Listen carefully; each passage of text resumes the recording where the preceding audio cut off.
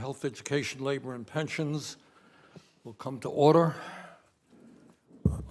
The title of our hearing this morning is Standing Up Against Corporate Greed, How Unions Are Improving the Lives of Working Families. And we're delighted that Shawn Fain, the President of the United Auto Workers, Sean O'Brien, President of the Teamsters, and Sarah Nelson, the President of the Flight Attendants Union, are here with us today, and I look forward to their testimony.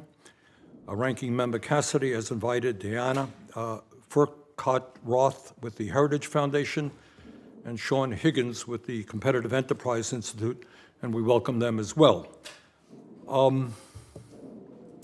Issue we're talking about today is really not complicated, and that is tens of millions of Americans are struggling to put food on the table, pay their rent, get by, while the wealthiest people in this country are doing better than they've ever done in the history of America.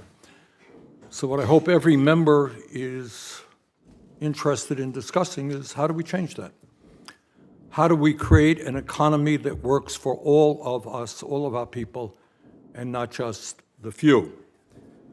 And when we talk about the state of our economy and the working class in America, there is a lot to be concerned about. And one of the issues, and we don't talk about it enough, is that over the last 50 years, despite huge increases in technology and worker productivity, the average American worker is making about $50 a week less than he or she did 50 years ago. How did that happen? And I can remember growing up in a working class family in a working class neighborhood. Back then, it was a few years ago. Most families had one person working, mostly men. How does that happen? One worked, and today, almost without exception, you need two breadwinners to support the family. How does that happen despite all of the new technology and increase in worker productivity? And some of the realities of today is that right now, we have more income and wealth inequality than any time since the Gilded Age. Today in America, 3 people, we've got to deal with this from a moral and economic perspective, 3 people own more wealth than the bottom half of American society, 165 million Americans. Today, while the people on top are doing phenomenally well, 60% of our people are living paycheck to paycheck.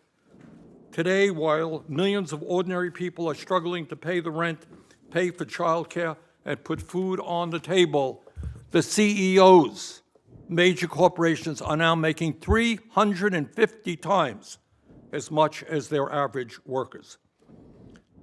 According to the Rand Corporation, not exactly a socialist enterprise, over the last 50 years, there has been a massive redistribution of wealth. Since 1975, over $50 trillion in wealth has gone from the bottom 90% to the top 1%. And it's not just income and wealth inequality that we got to worry about. We're seeing more and more concentration of ownership in every sector of our economy.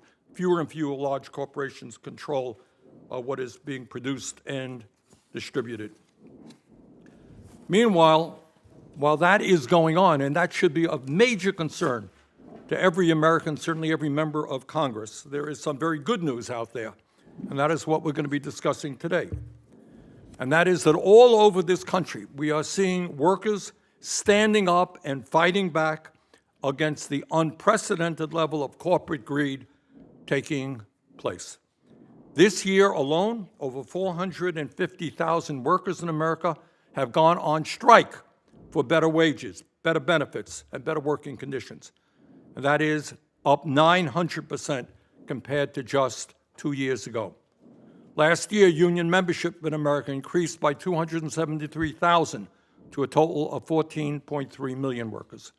Last year, employees in nearly 2,600 work sites in America filed petitions with the NLRB to form a union, up more than 50% from 2 years ago.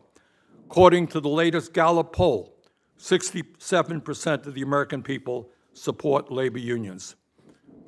In other words, in America today, more workers want to join unions, More workers are joining unions, and more workers are going out on strike to improve their working conditions than we have seen in a very long time. And many of those unions, I'm going to hear about that today, are winning very strong contracts for their workers. And what we are seeing in these historic union victories are not only improving the lives of union members, but that is beginning to spill over into the lives of non-union workers in America as well. And we're going to be discussing this today, but just magically, don't know how it happened. We're seeing Honda just announced that it would be increasing the wages of their non-union workers in America by 11%. Toyota, 9 to 10%. Hyundai also announced a major increase, just by accident, no doubt. Had nothing to do with what the UAW recently accomplished. After the Teamsters won a strong contract to increase wages and benefits for their workers at UPS, Amazon increased wages for its non-union warehouse and delivery drivers as well. And it's not just blue-collar workers. We're seeing white-collar workers organize as well. In my state and all over the country, you're seeing residents in hospitals, doctors, MDs, organizing. You're seeing nurses organizing. You're seeing young people on college campuses, graduate students who really have been exploited for years, organizing in large numbers. Obviously, we're seeing actors organizing as well. So that is the good news. The bad news is that for far too long, many corporations are doing everything that they can to intimidate, coerce, threaten, and prevent workers from exercising their constitutional right to form a union and negotiate a fair contract, and we all know why that is. Because when workers are in a union, they get substantially better wages, working conditions, pensions, and other benefits. And that is why it is absolutely essential that we pass legislation like the PRO Act to make it easier for workers to organize. So with that, let me give the mic over to Senator Cassidy. Senator Cassidy. Thank you, Chair Sanders. And Chair Sanders has acknowledged the progress that has been made by organized labor, which creates kind of, in my mind, a little bit of a puzzlement as to why we're having the hearing.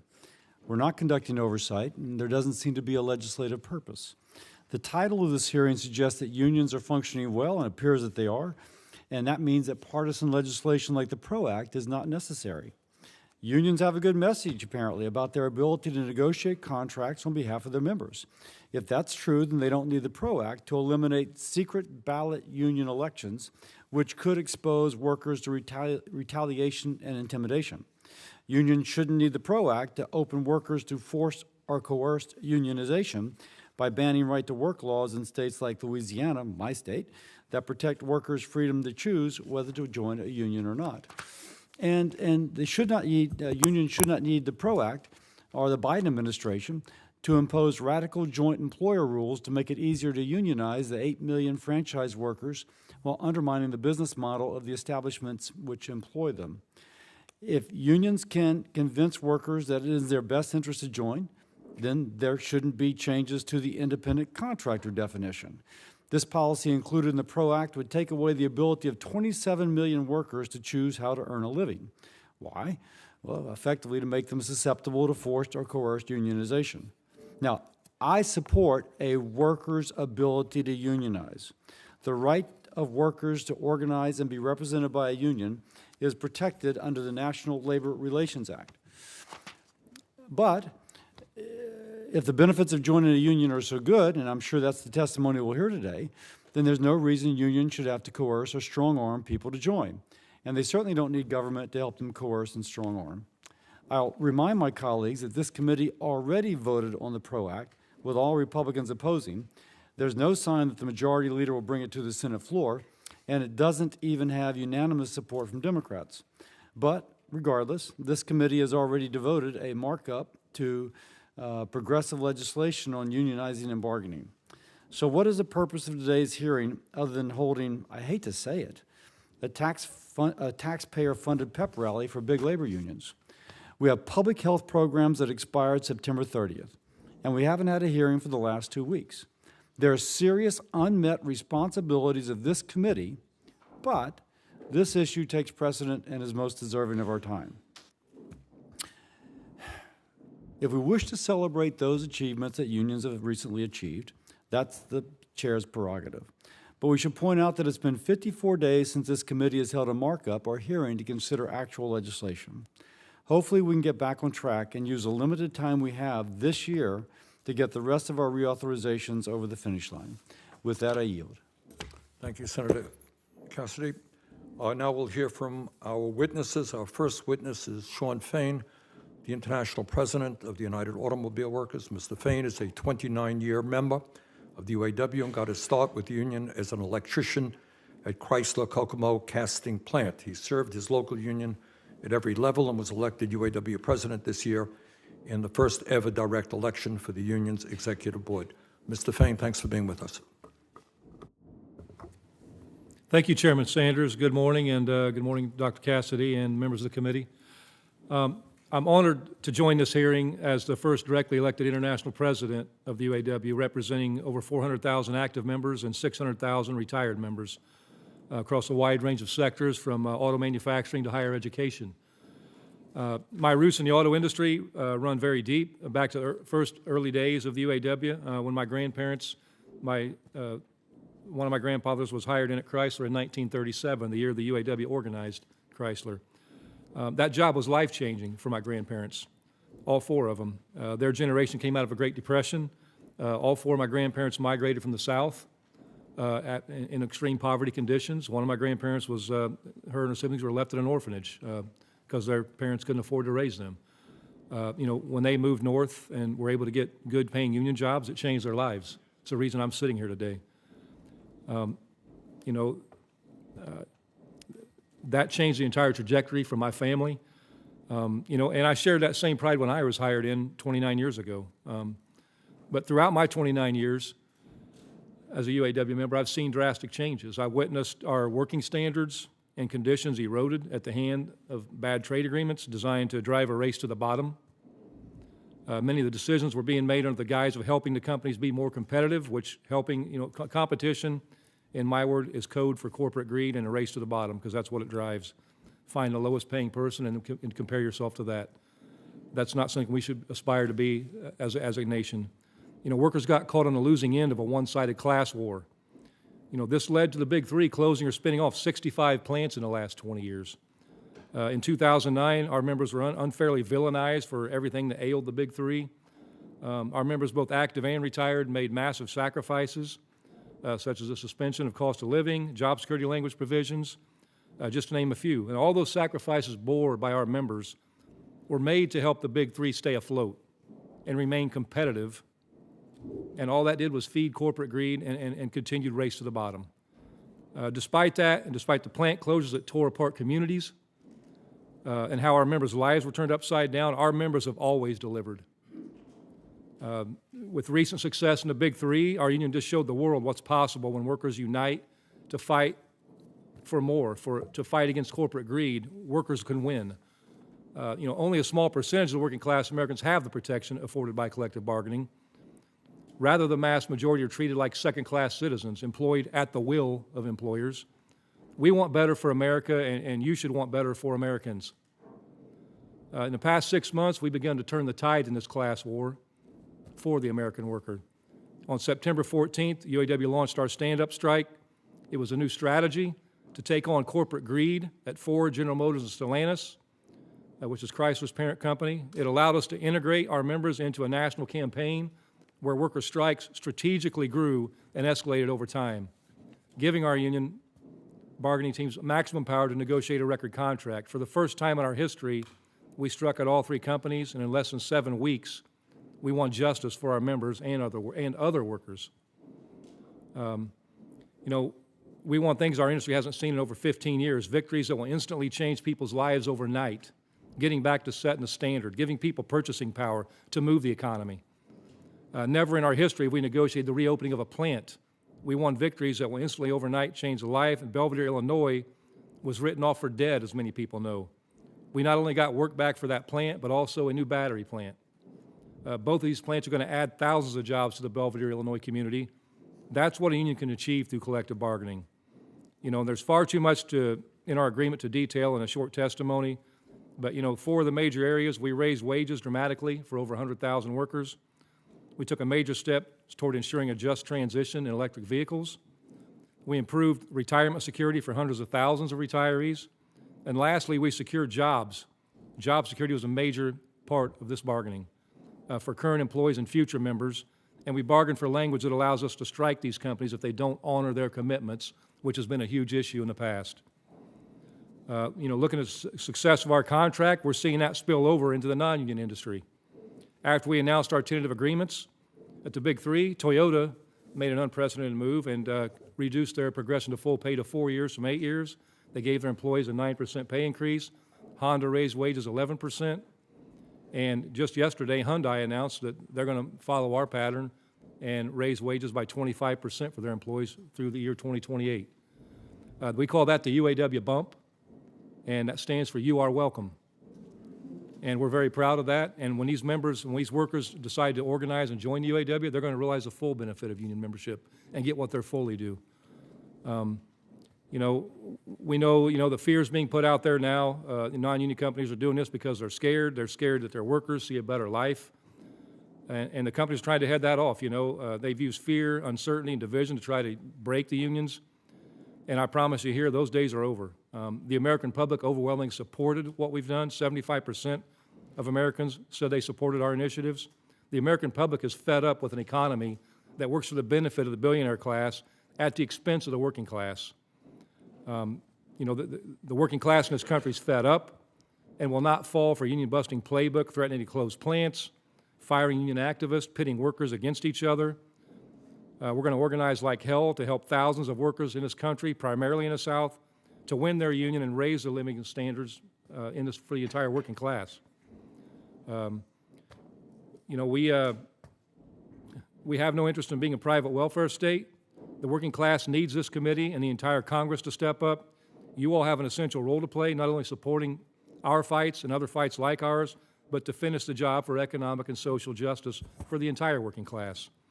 We want the working class to organize, to bring dignity to their work, and enjoy the fruits of unionism and have a voice on the job. So for that, we need to muscle the federal government, not just as allies cheering from the sidelines. We need pro-worker Congress, guided by a vision of liberty and justice for all. Elected leaders that understand that economic justice is a national security risk for all of those who don't have it. It's a fight worth fighting for. We must bring that fight into the workplace, as well as the streets, but also in the halls of power in the chambers of the U.S. Senate. The UAW won wage increases from 33 to 250% over the life of this 4.5-year agreement for our members. Mr. Fain, may I ask you to finish up? Okay, thank you. We won for the first time in 15 years meaningful gains. And one thing I leave you with, there are 3 crises that we need to deal with. Income inequality, a transition to a green economy. We have to have an economy and environment we can live in, sustainable, and retirement insecurity. They're all linked, and they are the fight for our future. What kind of economy do we want to live in? What kind of planet do we want to live on? And what kinds of lives are we going to lead? Walter Reuther, the great leader of the UAW in the 20th century, spoke of our union as the American vanguard. As he said, we don't mind leading. We don't mind being the first to take action. We don't mind striking for social and economic justice. It is a duty and the privilege of the UAW to lead, but we need reinforcements. If this committee wishes to live up to its name, the HELP Committee, it's time to help the cause of economic and social justice in this country by bringing victories to the auto workers just realized to the entire working class, especially in public education. It's a group we haven't talked much about, but we need to look out for all of them. Public education has been villainized, and it's time to put the working class first. So thank you for having me today and being able to testify on behalf of the UAW members. Well, thank you very much, Mr. Fain. Our next witness is Sean O'Brien, the General President of the International Brotherhood of Teamsters. Mr. O'Brien is a 4th-generation Teamster and got his start with Teamsters Local 25 in Charlestown, Massachusetts, as a heavy equipment driver at the age of 18. Mr. O'Brien, thanks very much for being with us. Thank you very much, Chairman Sanders, Ranking Member Dr. Cassidy, committee members. Thank you for inviting me to testify today about how unions are improving the lives of American working families. I'm Sean O'Brien, General President, International Brotherhood of Teamsters. Let me start with a simple fact. Workers who belong to a union earn better wages and benefits than workers who aren't union members. According to the Bureau of Labor Statistics, the average union worker makes 18% more than their non-union counterparts. Early this year, the Teamsters negotiated the largest private sector collective bargaining agreement in North America at UPS, United Parcel Service. More than 340,000 UPS Teamsters showed the world the positive difference belonging to a union makes for working people. The Teamsters' national contract with UPS secured more for our members than any other single agreement in the 120-year history of our great union. This victory included historic wage increases for all full and part-time workers, no forced overtime, air conditioning in new package cars, heat shields, and ventilation ducts in existing vehicles, no more two-tier wage systems, an equal footing for all workers. Raises for part-time workers in our new UPS contract are higher than all wage increases given to part-timers in the last 40 years combined.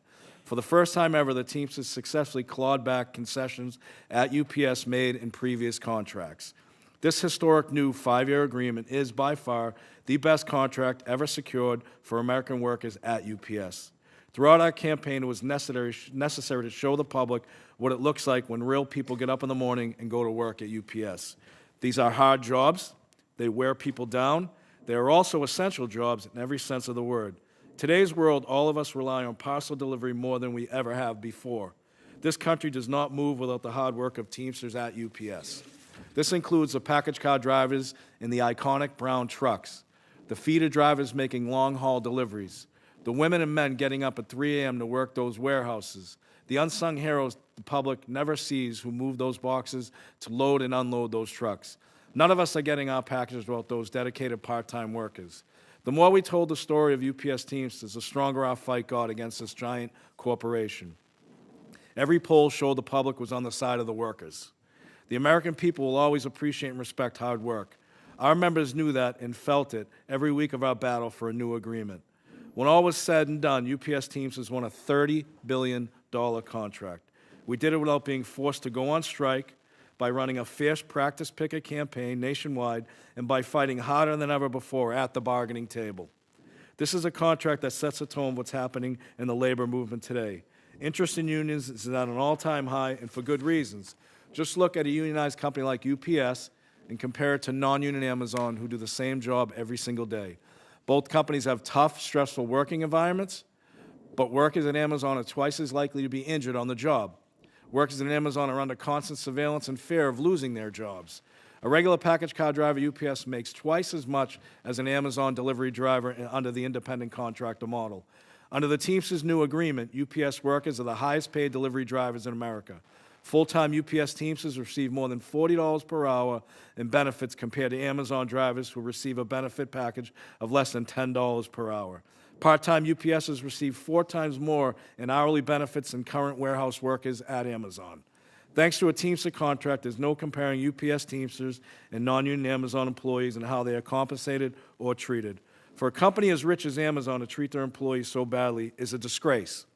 I want the members of this committee to ask themselves this: would you want your child to deliver packages for Amazon knowing the company's long track record of abusive mistreatment of workers? You cannot possibly answer this in the affirmative, not one of you.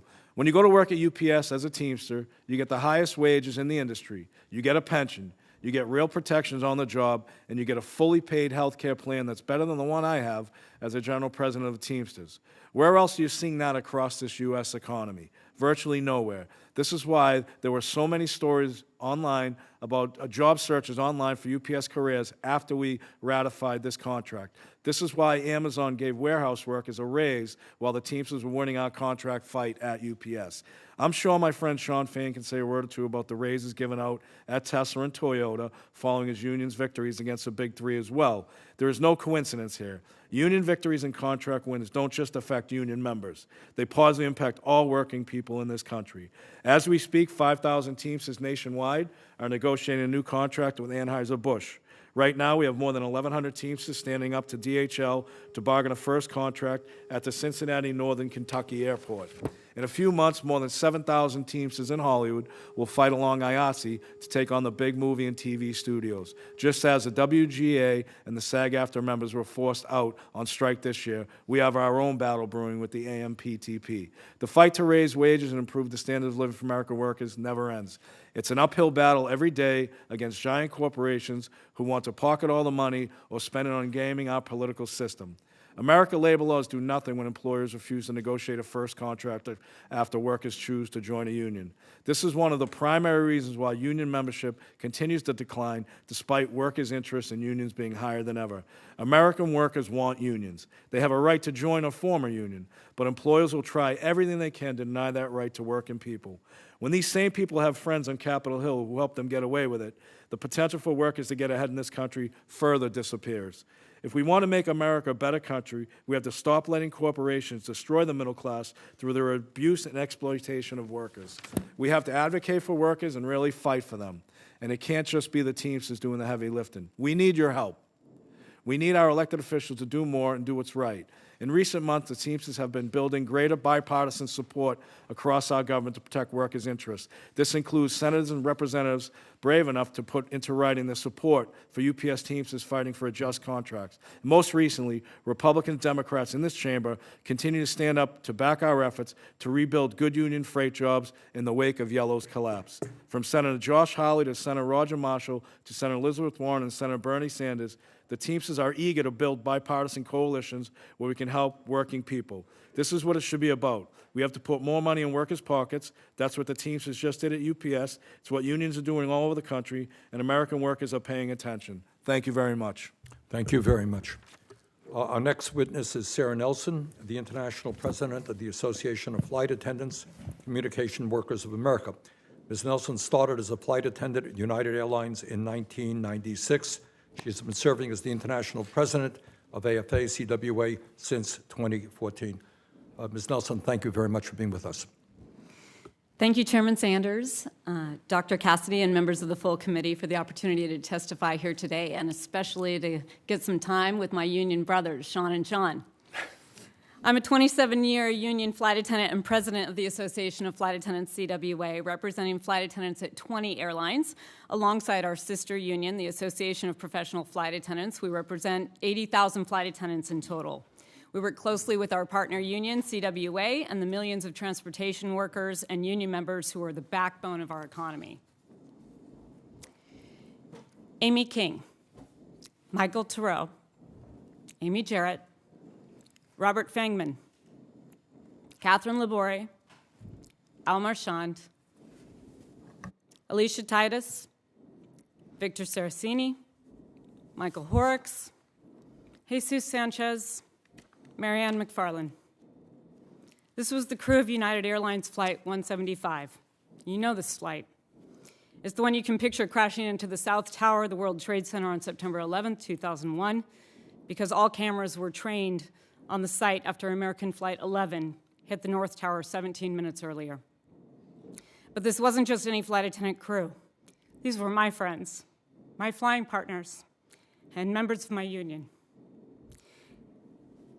In the 50 years before I was hired, my union fought through massive discrimination to make our jobs one that anyone with the heart of a flight attendant could do, and built up the career with a living wage, comprehensive health care, including specific needs for women, a pension, and safety in the cabin for our passengers, too. But everything changed the moment my friends died. While we grieved and fought like hell to support half of our Boston-based who lost their jobs nearly overnight, crisis capitalists were already plotting to break our union contracts and redefine the value of our jobs. We lost over 100,000 aviation jobs practically overnight. Bankruptcies cut our pay, our staffing, shifted the cost of health care to us, and when $80 million would have saved our flight attendant pension plan, the court approved termination instead, while at the same time awarding $400 million to the top executives. There was no government bailout, but aviation workers were forced to give $81 billion in concessions to save the airlines, much like the auto workers were forced to give massive concessions to save Ford, Chrysler, and GM. The airline industry was heavily union, but after Ronald Reagan fired the air traffic controllers in 1981 and even sent several to jail for the strike, corporate America knew it was open season on unions. I soon learned personally and painfully the reality that an injury to one is an injury to all. As union density declined to just 6% of the private sector workforce, our capitalist economy has unraveled the American dream, and we're fighting to get it back. In 2020, aviation unions were set to negotiate real improvements for the first time since 9/11, and we needed them too. The cuts we endured turned a generation of workers away from careers in aviation. But when the pandemic hit, we were not about to go backward again. We fought for and won the historic Workers First Relief Program, the Payroll Support Program, even though we put constraints on executives with no stock buybacks and caps on executive compensation well after the relief period. Our plan saved our jobs, our airlines, and with the help of nearly every senator on this committee, and aviation was the only industry to not grow in inequality during the pandemic. We've also successfully stopped the airlines from announcing new stock buyback plans since the prohibition ended last year. They must fix the operation for the American public and the workers and negotiate union contracts before sending cash to Wall Street. There was one airline with the lowest union density that fought only during that time to keep out of the law the requirement that they could not spend any federal dollars on union busting. Delta Airlines spent their time doing that and then took the taxpayers' money and cut hours for workers as they were not supposed to do because there were not unions there to hold them accountable like we were at the other airlines. We have tiers in the airline industry too.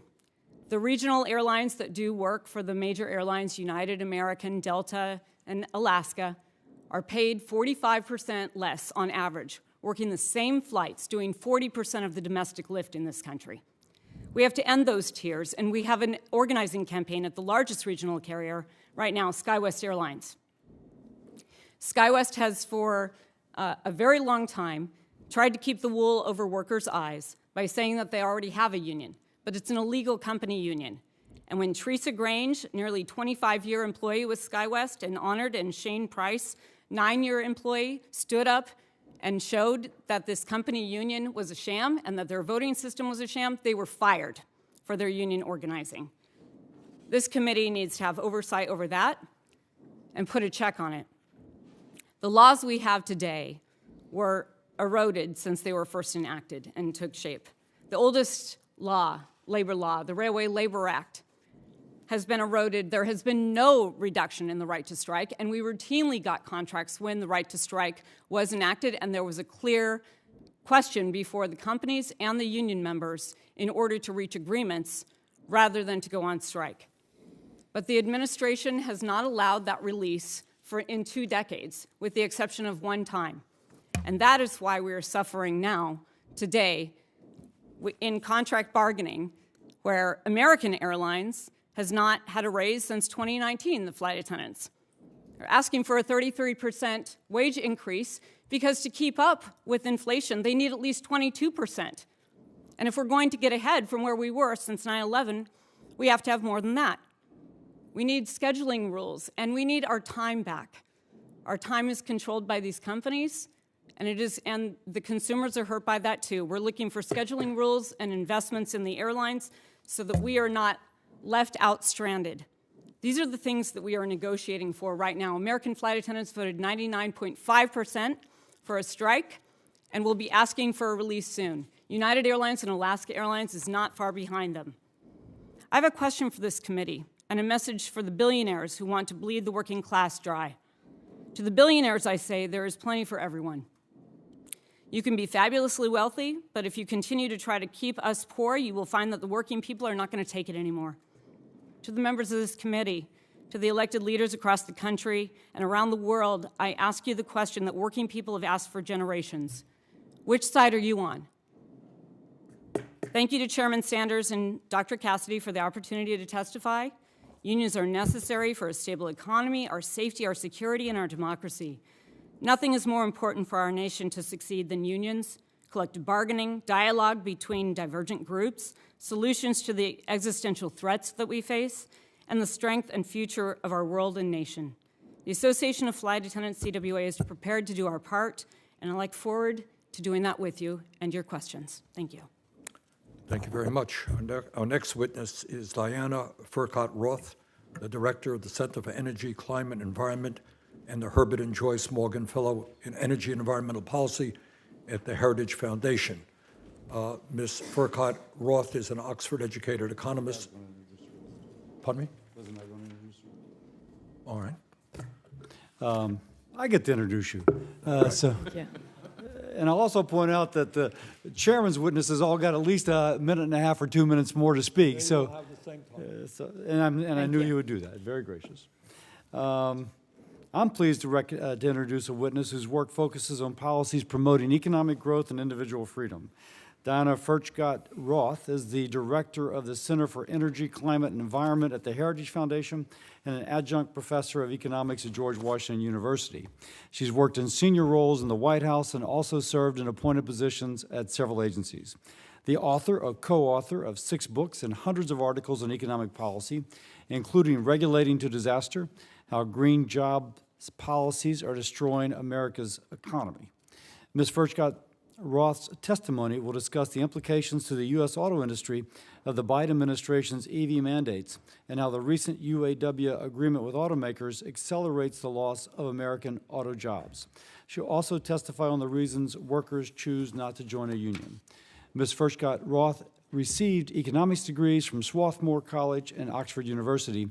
Welcome. We appreciate you being here and look forward to your testimony. Thank you very much, Chairman Sanders, Ranking Member Dr. Cassidy, members of the committee. I'm honored to be invited to testify before you today. The UAW had such a single-minded focus on getting more money for their members that they forgot even to try to help out farmers, families, and other workers and unions.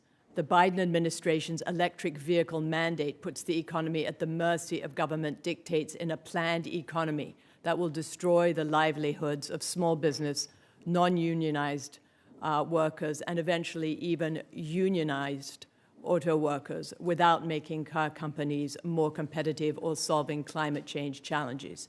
This will put our children's future at the mercy of China. If the UAW were truly interested in helping its members and American families, it would have pushed for Detroit and other auto companies to try to continue to make the internal combustion engines and hybrids that Americans want to buy, rather than going all electric in 2035. What would help all American working families is getting rid of the Biden EV mandate, which you, senators, and the House of Representatives did not pass. Instead, the UAW talks on its website of a, quote, just transition to electric vehicles. It's not justice to make cars that are so expensive that most Americans can't afford to buy them. The electric version of the F-150 pickup truck costs $26,000 more than the gasoline version. It loses battery range when it's cold or when it has to tow something, and it takes an hour to recharge, and that's if the charger works and no one is ahead of you in line. Plus, going electric offshores American jobs to China, including slave labor in Xinjiang, because the Chinese make 80% of the world's batteries.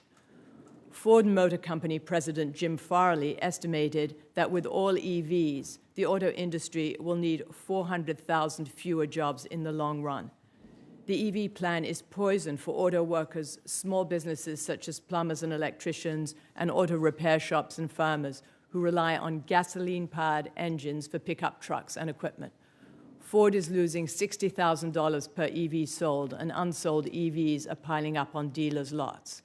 GM and Ford announced they are cutting back on projections of EV sales and lowering production targets for cars and batteries and postponing over $15 billion in EV investment.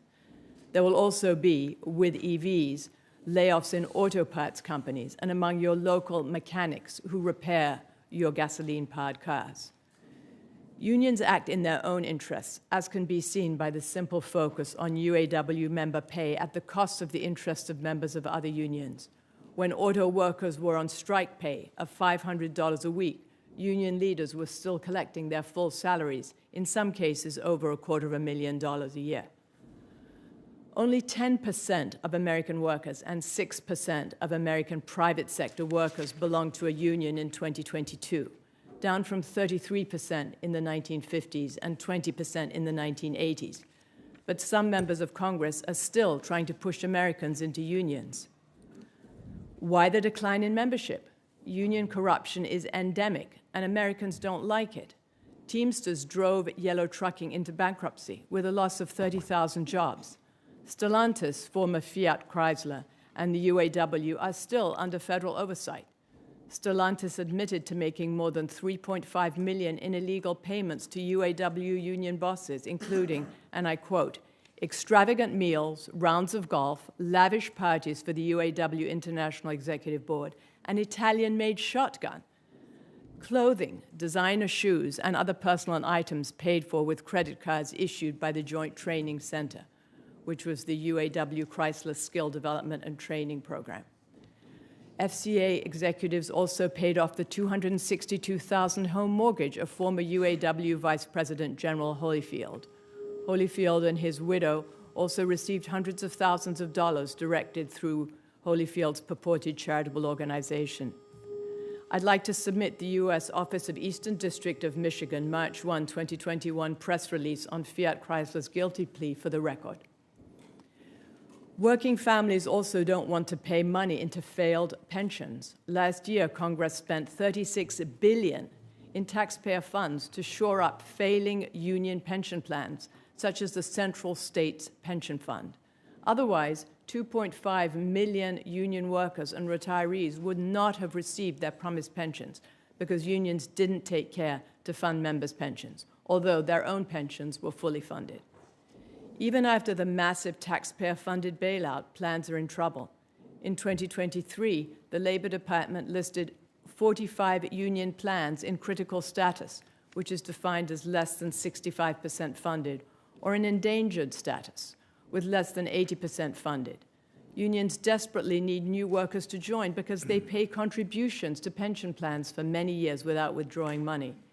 Well, this year's critical status notices, and it's on the Department of Labor website, include bakery drivers, Local 802 pension fund, IBT, Local 840 pension plan, iron workers, bricklayers, carpenters, the Local 945 IBT pension plan, Teamsters Local 469 pension plan. I don't have time to read them all, so I'd like to submit the entire 2023 Department of Labor list for the record. Union leaders and their allies on Capitol Hill believe the way to increase membership after decades of decline is to pass the Richard L. Trumka Protecting the Right to Organize PRO Act, which would force workers into corrupt unions with unfunded pensions. The PRO Act would harm millions of small businesses and people who work as independent contractors and in the franchise business center. Many would lose businesses and their jobs. It would weaken the right to a secret ballot in elections for union representation, even though Mr. Fain, seated here, insisted on a secret ballot for his election as union president. This gives union officials the power to intimidate workers because they know how they vote, where they live, and where their children go to school. In our highly competitive economy with 9.6 million unfilled jobs, workers have many options and shouldn't be forced by the PRO Act to pay union dues and fund failing union pension plans. Workers don't trust union leaders, and the new UAW contract provides additional justification. Many thanks. Thank you. Senator Cassidy, you can introduce the next. Yes. My next witness is Sean Higgins. Mr. Higgins is a research fellow at the Competitive Enterprise Institute specializing in labor and employment issues. As a journalist, he has covered the intersection of politics and economics for 2 decades.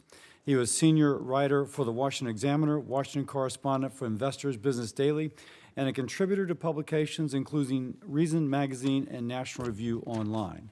His scholarship includes a study on the long-forgotten legislative history of the National Labor Relations Board Act and an analysis of the PRO Act.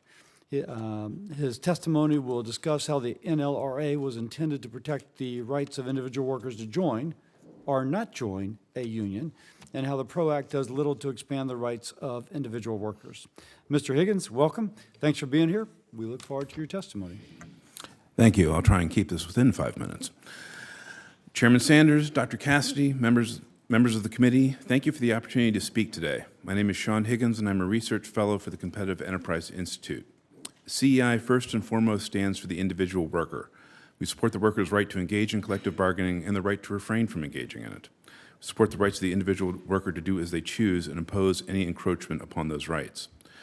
Preserving the right to dissent, to stand apart from and oppose the crowd, no matter how unpopular that stance might be to others, is important and should be protected just as much in the sphere of labor as it is in civil rights. Those rights must be remembered as we consider the impact of labor unions. I would like to start by discussing a bit about the National Labor Relations Act itself, because my research suggests the principal author of the act would agree. The introductory section of the law says, quote, "It is declared to be the policy of the United States to eliminate the causes of certain substantial obstructions to the free flow of commerce and to mitigate and eliminate these obstructions when they have occurred by encouraging the practice and procedure of collective bargaining," unquote. The section's use of the word encouraging is often cited by individuals as the rationale for legislation or federal rules designed to prod workers into joining unions, that the federal government's role is to encourage unionization. That is not what the law's author, New York Senator Robert Wagner, a Democrat, said at the time of its passage, however. His view was that the government should be a neutral arbiter. It would defend the rights of those who sought to engage in collective bargaining, provided that doing so was their own affirmative choice.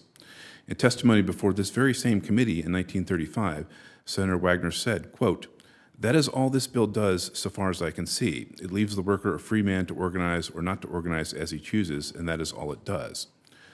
Lest you think I'm taking a single section out of context, in another exchange with another witness in the hearings, Columbia University economist Dr. Paul Brissenden, Senator Wagner denounced the, quote, "propaganda, which has been pretty widespread, that the purpose of this act is to impose some particular union upon the manufacturers of the United States.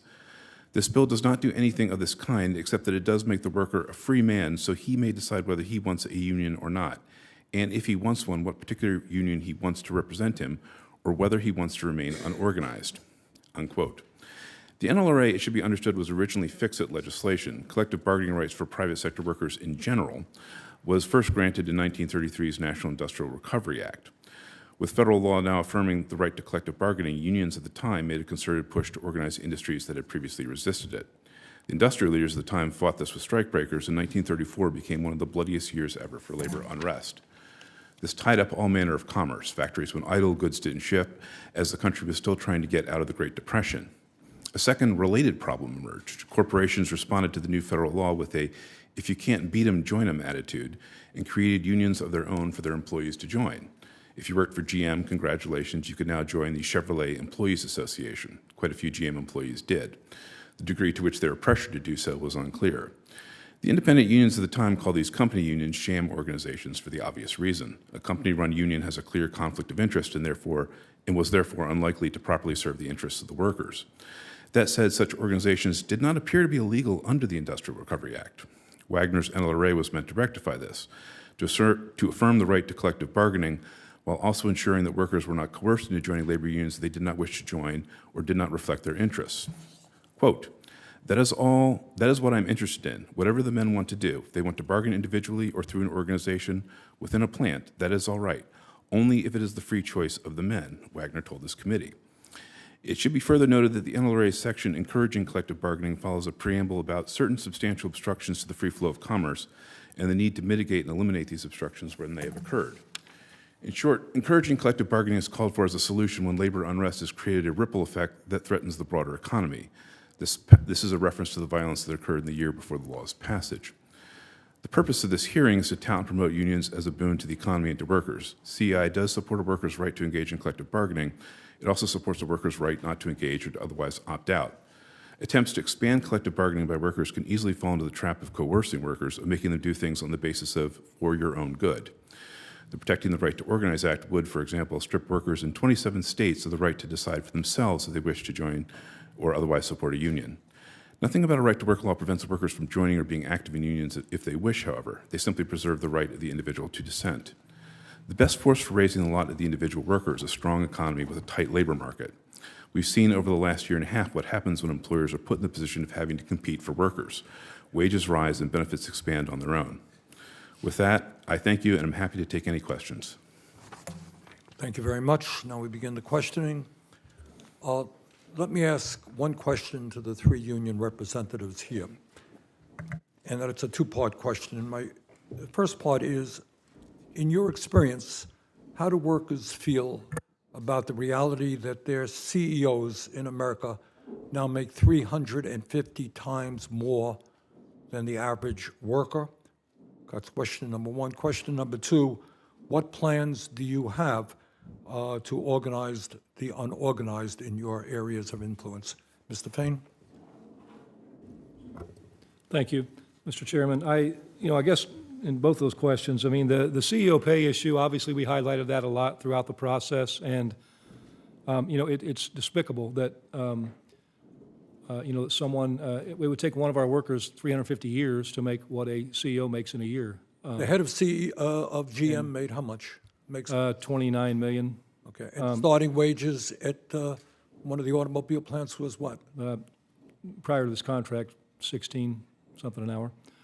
But the sad irony in this is just the fact that, workers in this country are fed up, and that's what this is all about. And it doesn't just matter for UAW members, it's just working class people in general.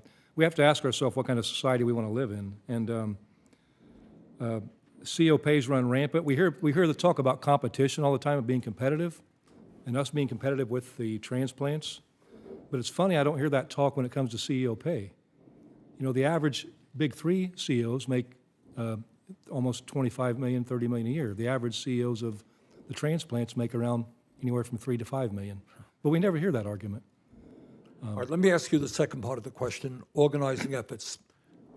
What plans do you have to organize unorganized workers? We're going to organize like hell. I've said this throughout the last year that when you bargain good agreements, when you set a standard, people want to be a part of that success. And it's what changed my grandparents' life. It's what changed millions of workers' lives in this country back in the 30s, 40s, and 50s, and 60s. And so, we've had thousands of workers from non-union plants reach out throughout this process, want to be a part of this, and we're going to go to work. Mr. Bryan, same question. How do workers in general, in your experience, feel about huge income and wealth inequality we're seeing? What kind of organizing efforts are you planning? Well, I think first and foremost... Microphone, please. Sorry. I think first and foremost, Chairman Sanders, our members obviously want to be rewarded for the work that they do. And, I know there was, prior to us coming to the record settlement with UPS and many other agreements that we've negotiated in the last 20 months, is that people that have never performed the job, people that have never touched a package, people that have never went out and delivered through the toughest times, the pandemic, putting themselves and their family at risk, rewarding themselves with record bonuses and pay, and obviously record profits, all the while our members were status quo. There's no doubt that CEO pay has increased, I think, since 1979 on the average of 1,400%. And I think the average U.S. worker, both non-union and union combined, has only increased by about 17%. So there is a huge disparity there, and our members don't like it. But the reality is that's why we have the ability to collectively bargain and hold these employers accountable and actually state facts for the record on what our members do. As far as organizing goes, we are utilizing any and all collective bargaining agreements, especially now, as a template to show the non-union workers the benefits and protections that they will receive when they join a union. And there's no better testimonial than actually holding a contract that's been signed by an employer that guarantees the terms and conditions. Now, if you would ask a non-union employer or if you ask someone that's non-union to go to their employer and say, could you guarantee me these, would that non-union employer sign that? Okay, Ms. Nelson?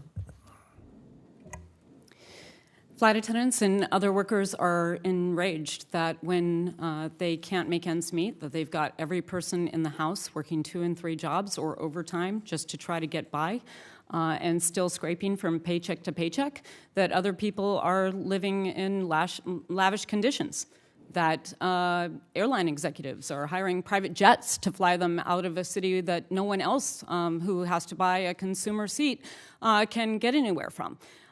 They're absolutely outraged by it, and that's why they're organizing.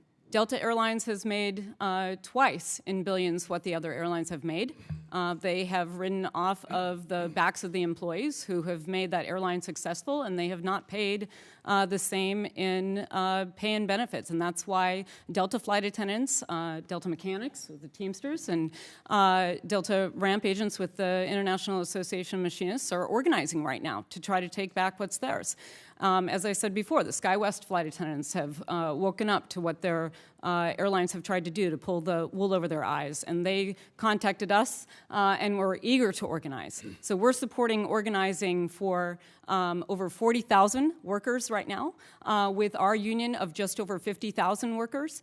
And these airlines and these other companies are spending billions of dollars on union avoidance rather than investing in the companies to make them better for the consumer and the employees, wasting that money. But there's another way to go. And Microsoft has decided that it is better to sign a union neutrality agreement with the union to give the employees the free right to join the union. And when a worker comes to a manager to ask them what they should know about the union, they are giving the supervisors the instruction to tell them, go to the union website. That's how it should be done. That's what freedom is. And that's what it would look like to have a free society and an equal society, is to give workers the power to actually bargain their fair share. Thank you. Senator Cassidy. I'm going to defer to Coach Tuberville first, but I'm going to ask that the two documents that Ms. Furchtgott-Roth mentioned be added to the unanimous consent that these be added. Without objection. Senator Tuberville. Thank you, Mr. Chairman. Thank you for being here today. Mr. Higgins, our economy is in incredibly shaky position. Inflation is off the charts, especially after COVID. With all the strikes over the last few years, has that played an impact on our economy? Have the strikes Yes. played in? Yes. I don't know that they've had much of an impact as of yet, but certainly the increases in pay is going to have creates the problem of potential wage price spiral, and that will increase the inflation itself. Yeah. Mr. O'Brien, we had a hearing not too long ago about we're going to be probably over 1 million truck drivers short in the next 5, 6, 7 years. What's the Teamsters doing in terms of recruiting and planning for this, in terms of recruiting and training? Well, I think first and foremost, what I testified to earlier is very helpful as a result of us settling a record UPS agreement. I think at the previous hearing, there was some numbers put out there where UPS drivers only made $59,000 per year. That's not true. On their own website, they make $162,000 per year. So by us raising industry standards, that will help in the recruitment. We also have a very robust military training program where people come back from the military and we train them and place them in companies like ABF, United Postal Service, T-Force, and many other partners that we have as employers. And I just want to be clear, not every relationship that we have with employers is adversarial. We work day and night to make sure that we create opportunities so that these companies can be successful. There's some companies that obviously can't, and we bear the blunt of that, but we do work with our partners to make sure that we fulfill the needs of this country and keep supply chain moving. Thank you. Thank you. Mr. Fain, Biden administration's prioritizing climate change. We all know that. We've seen it. We've felt the repercussions from it, going to electric vehicles. In 2027 and beyond, 2/3 of the new vehicles on the road are supposed to be EV. Going through all those EPA regulations are out of sight. So what's your thoughts on the availability of the union jobs and the push to EVs in the automatic EV industry? Thank you. Look, we believe in a green economy. We always have been. The UAW has always led the way when it comes to environmental issues. Does it cut back on jobs? I keep hearing that. So it doesn't have to. Through this contract, we didn't just only bargain for battery work. I think what gets lost in this, there's battery tray work, there's electric drive motor work, there's e-motors and housing and covers. We negotiated for all those things. But the other thing we also did was we negotiated to bring combustible engine work back to some of our plants from Mexico and other areas. And so, we have to see the direction it goes, but we're going to embrace this. We're not going to run from it. But our biggest concern through all this is it needs to be a just transition in this process where workers aren't left behind. Is it true that we're building most of our combustible engines south of the border now? Some, not most. I mean, we have in the big three, I mean, we have several engine plants and transmission plants. Some of that's ramped down due to this transition, but we secured things in this contract to, obviously, like I said, to bring work back, and and protect on both sides of this. Yeah, Ms. Nelson, we all fly quite a bit. What is the biggest complaint from flight attendants? And don't give me money, I'm not talking about money. What is the biggest complaint now to where we can get more qualified, consistent, flight attendants on flights? What's very difficult is that today it is extremely combative in the cabin, and we have fewer staff than we ever have. So there's fewer flight attendants I per understand that, passenger. but that's not going to get any better. We got to have people to break up these fights, obviously.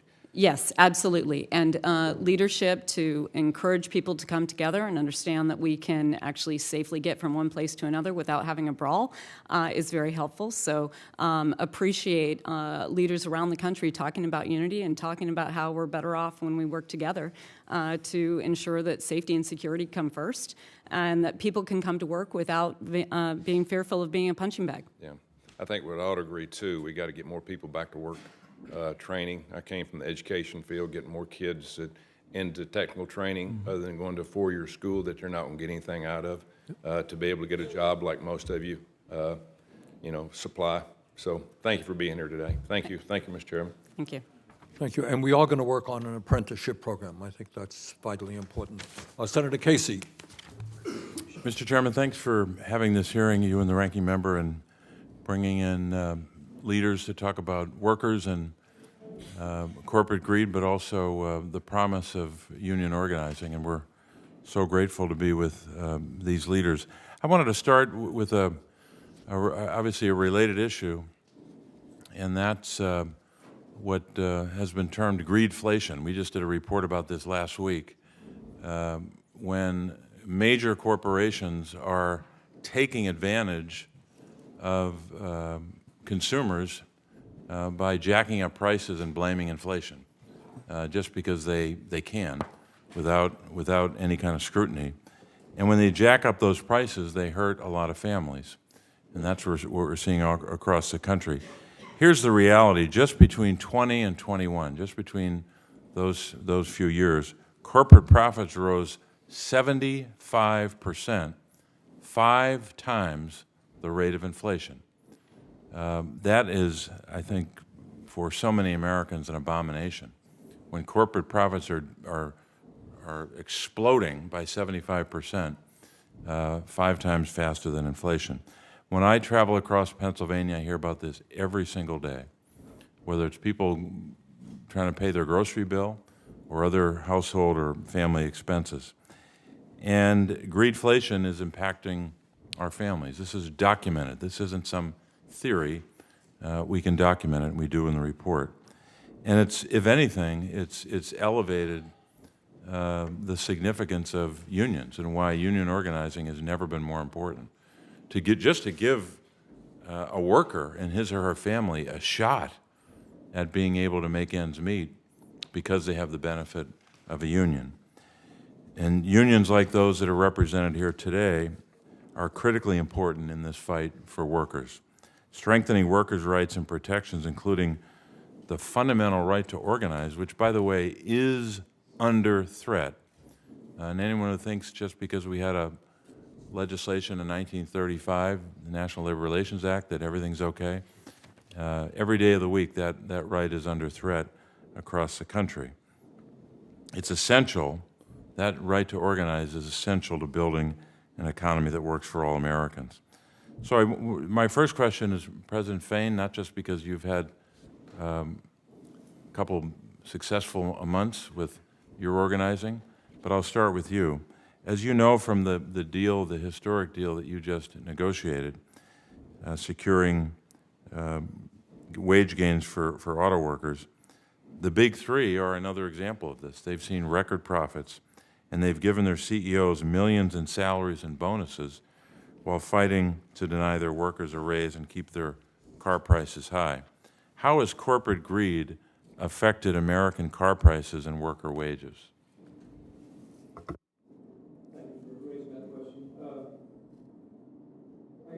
Things on my mind. When you talk about corporate profits exploding, I mean, the thing I don't want to get lost is here is that same time they were exploding, worker pay was regressing, and conditions were regressing.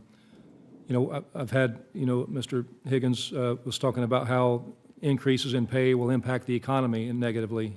This goes back to the fear-mongering that takes place. Anytime we bargain a good contract, the next narrative that gets put out there is that, the world's going to end because working-class people make a livable wage, and it's going to drive the price of vehicles up. But when you talk about what's happened the last 4 years, there's a sad irony to me. I didn't hear anything about this over the last 4 years. The price of vehicles went up 30 to 35% over the last 4 years. That wasn't due to worker pay going up, wasn't due to our benefits changing. It was due to one thing: corporate greed and consumer price gouging.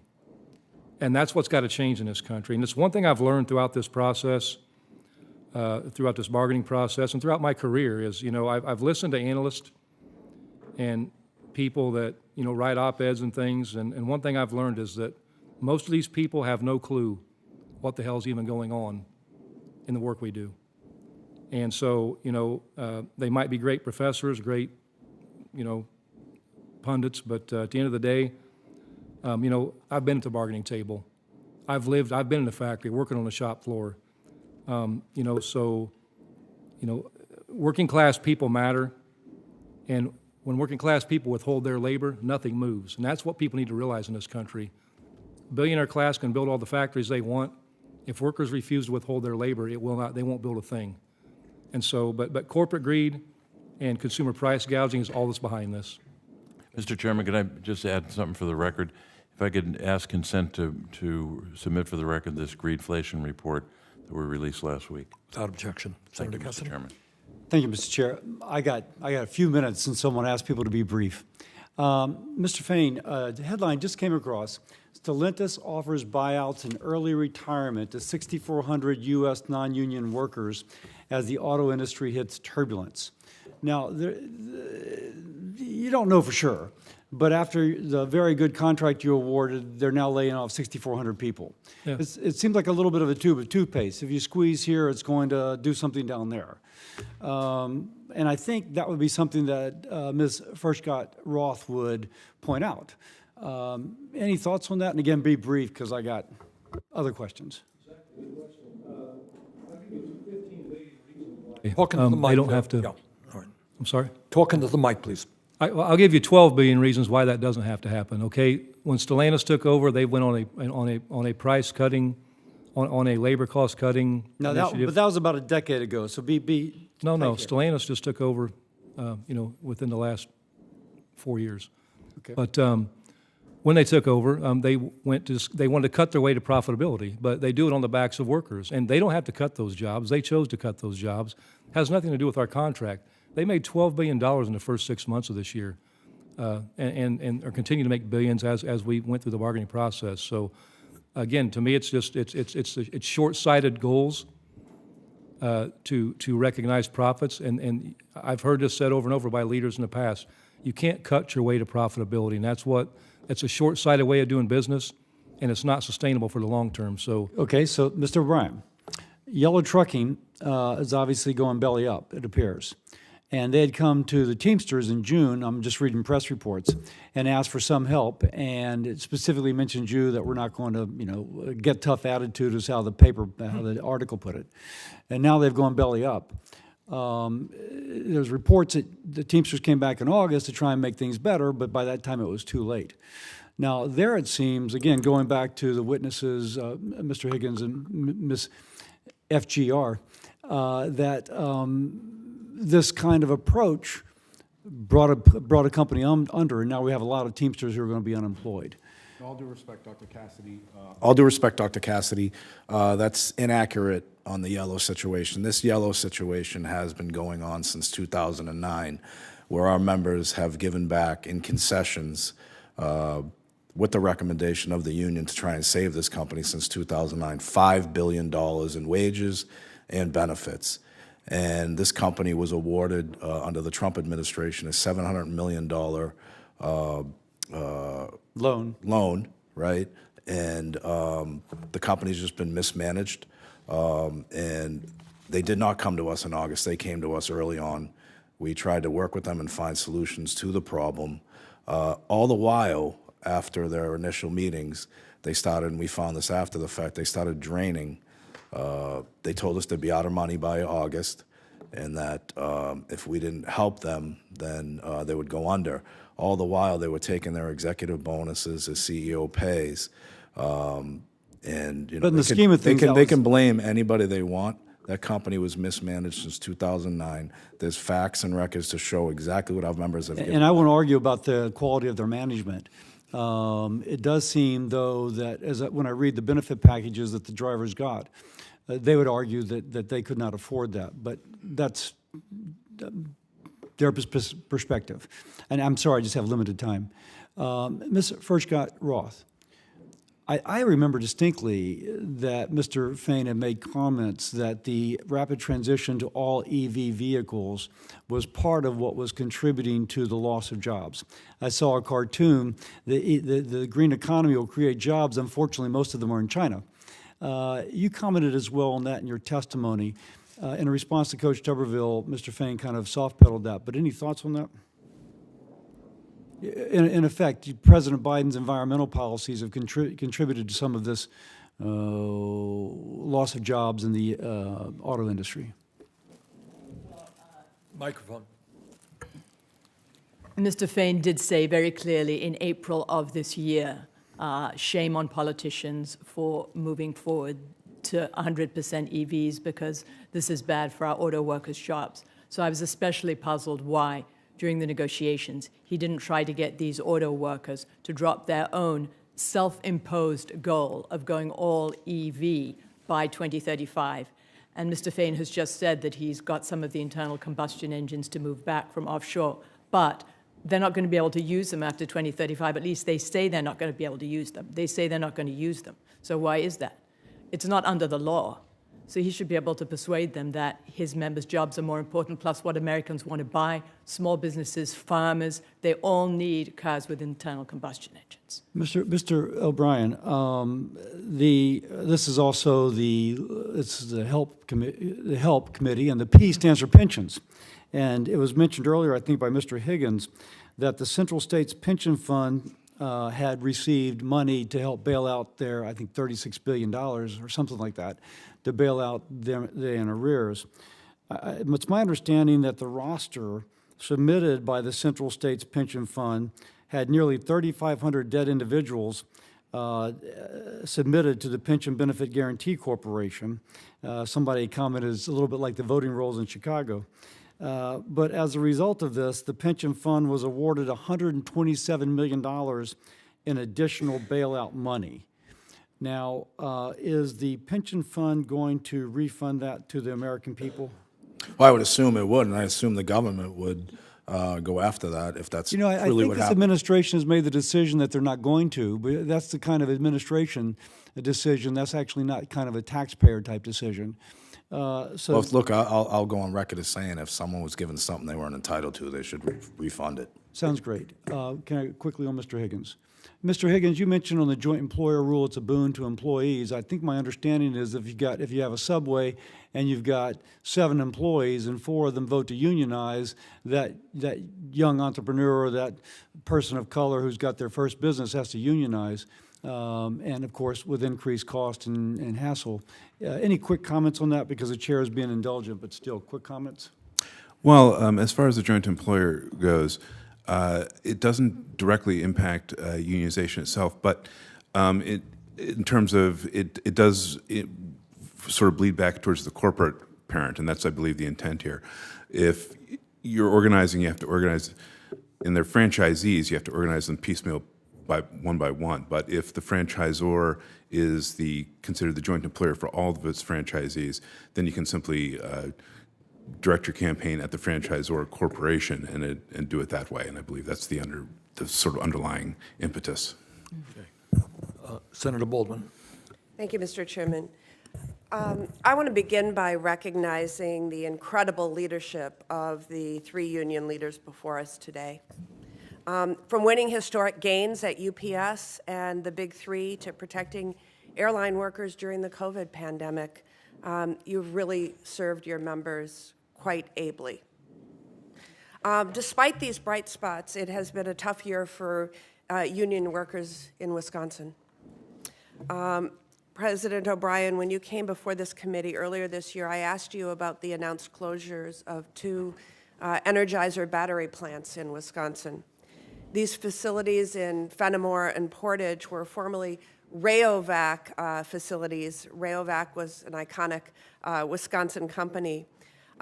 These workers, represented by the Teamsters, and by the way, I had a chance to visit with some of them just a few weeks ago in Fenimore. When Rayovac was acquired by Energizer in 2018, the Federal Trade Commission shocked investors when it appeared to really rubber stamp that merger with no conditions attached. By the way, that same merger was treated very differently by regulators in Europe. After the approval, consumers began paying higher prices for batteries, not lower. And nearly 600 Wisconsin union members stand to lose their jobs as the company moves those jobs to Singapore and North Carolina, both at facilities without represented union labor. I've urged the Federal Trade Commission to actually retroactively review that merger approval. I've asked them on 2 occasions so far without any luck. Then, in July in Wisconsin, Master Lock announced that it would close its Wisconsin plant, which has operated in downtown Milwaukee for nearly 100 years. Shortly after its parent's company acquired a lock business from a competitor, the company decided to move 400 jobs, 330 of which are UAW members, to Mexico and to China. We have seen this playbook in Wisconsin before, and so I am currently working on legislation that would require the Federal Trade Commission to consider the impact of mergers on workers in addition to the other considerations, because the workers are the ones who bear the brunt of the quote-unquote efficiencies found after a consolidation. I'm really tired of seeing our high-wage union jobs in Wisconsin go to non-union states or abroad. These companies hire consultants who see cutting union jobs as the way to increase their margins, but I see it as cutting off your nose to spite your face. The truth is that unions provide the security and wages necessary for workers to develop skills, expertise, and institutional knowledge that are the bedrock of innovation and growth. But too many in corporate America are not interested in innovation or growth anymore.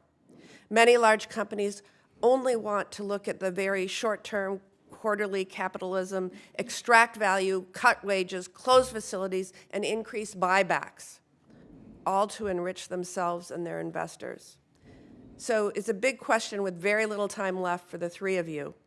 But how can we change that culture of corporate America to get these companies to see their union workforces as an asset to be grown instead of a cost to be cut? Senator Baldwin is right. Very little time. Be very brief in your answers, please. You know, first, I mean, when 26 billionaires have as much wealth as half of humanity, we have a crisis in this world. You know, I don't see these things, the Master Lock situation, I don't see it as any effort of efficiencies.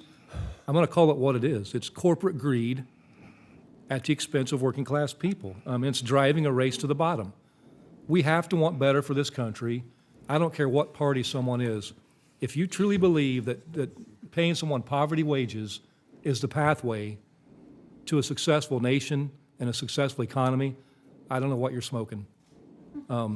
So, you know, we have to have a just transition in this EV. We have to look at workers' wages and benefits, and we've got to stop the race to the bottom. Thank you. Mr. O'Brien? I mean, it's just clear in that situation you described with Energizer, those jobs are gone.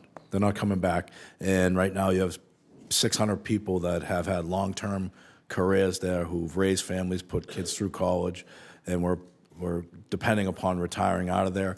They're working under a severance agreement, so those jobs are gone. I think, to sum it up quickly, we need more oversight over these mergers to make sure that, first off, we keep these jobs in America, but more importantly, we've got to mitigate any type of damages or tax on these workers for their ability to join a union as well. I mean, they're going to go to North Carolina, which is right to work, and it's proven that the median average wage in right to work states are far less than the non-right to work states. So we've got to have more oversight on these mergers and acquisitions.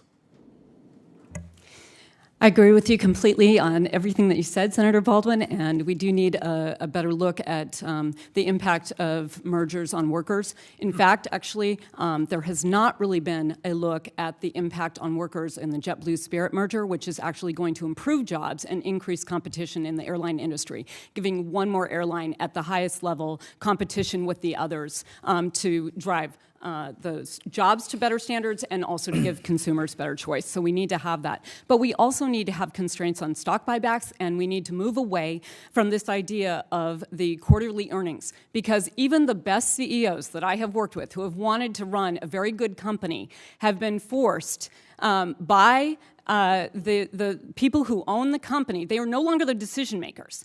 They are driven to send more and more money to Wall Street rather than investing in the company, investing in the workers, and investing in what is going to be good for the consumers. So we have to remember that a rising tide lifts all boats, but the working class is the tide. And that's what we have to focus on. Thank you. Senator Mullen. Thank you, Mr. Chairman. Just to get a little factual on what Mr. O'Brien just said about right-to-work states versus forced work states. According to the compensation data report of the U.S. Commerce Department, an average salary for private sector employee in 2019 was $4,000 higher than the average employee in forced union states, stating that right-to-work states pay more. Now, if we also want to break this down to statistics, which was quoted earlier by Mr. O'Brien, about wage differences, if you talk to the Bureau of Labor Statistics in non-union jobs, their average salaries raised 14.6% compared to 11% wage increase on unionized workers from 2020 to 2023. If you go back to the percentage of union workers, because if unions was working so well, then you'd see an increase in union jobs, not a decrease. 50 years ago, 33% of our labor force was union. Today, it's 10.1%. If you go back and you start looking at wage earned, if you actually compare comparable wages to ages, not a partisan point, but you go to all wages earned, not just comparing 16 and over to 54 to 64-year-old ages, you'll see that the actual average, according to the Bureau of Labor Statistics, that if you subtract the union dues, it's actually higher. Non-union employees are getting paid by roughly 1% to 2%, which is exactly what union dues are, is 1% to 2% of their salary. So I just wanted to set the record straight on that, and that's coming from statistics, all right? Now, let's talk about Mr. O'Brien himself, his behavior. As everybody knows, and it's here in the last time, him and I kind of had a back and forth. Appreciate your demeanor today. It's quite different. But after you left here, you got pretty excited about the keyboard. In fact, you tweeted at me 1, 2, 3, 4, 5 times. And let me read what the last one said. It said, greedy CEO who pretends like he's self-made. Sir, I wish he was in the truck with me when I was building my plumbing company. Myself and my wife was running the office because I sure remember working pretty hard and long hours. Pretends like he's self-made. What a clown. Fraud. Always has been, always will be. Quit the tough guy act in these Senate hearings. You know where to find me, any place, anytime, cowboy. Sir, this is a time, this is a place. If you want to run your mouth, we can be two consenting adults. We can finish it here. Okay, that's fine. Perfect. You want to do it now? I'd love to do it right now. Well, stand your butt up then. You stand your butt up. Oh, hold on. Big guy. Oh, stop it. Is that your solution every problem? No, sit down. That's why you're a clown. Sit down. Look at you. You know, you're a United States Senator. Sit down. Active. Oh, okay. Sit down, please. All right. Can I respond? Mr. Chairman? Hold it. If Hold we on. can't, no, This is I have what the he mic. said. I'm sorry. This is Hold what it. he said. You'll have your time. Okay. Can I respond? Oh, no, you can't. This is a hearing. And God knows the American people have enough of contempt for Congress. Let's not I don't make like it worse. thugs and bullies. And that's you what- have I don't the like mic. you, because you just Hold it. described yourself. Hold it. You have the mic. Yeah. You have time. All right. Make your statement. Then let's do this, because I did challenge you, and I accepted your challenge. and you went quiet.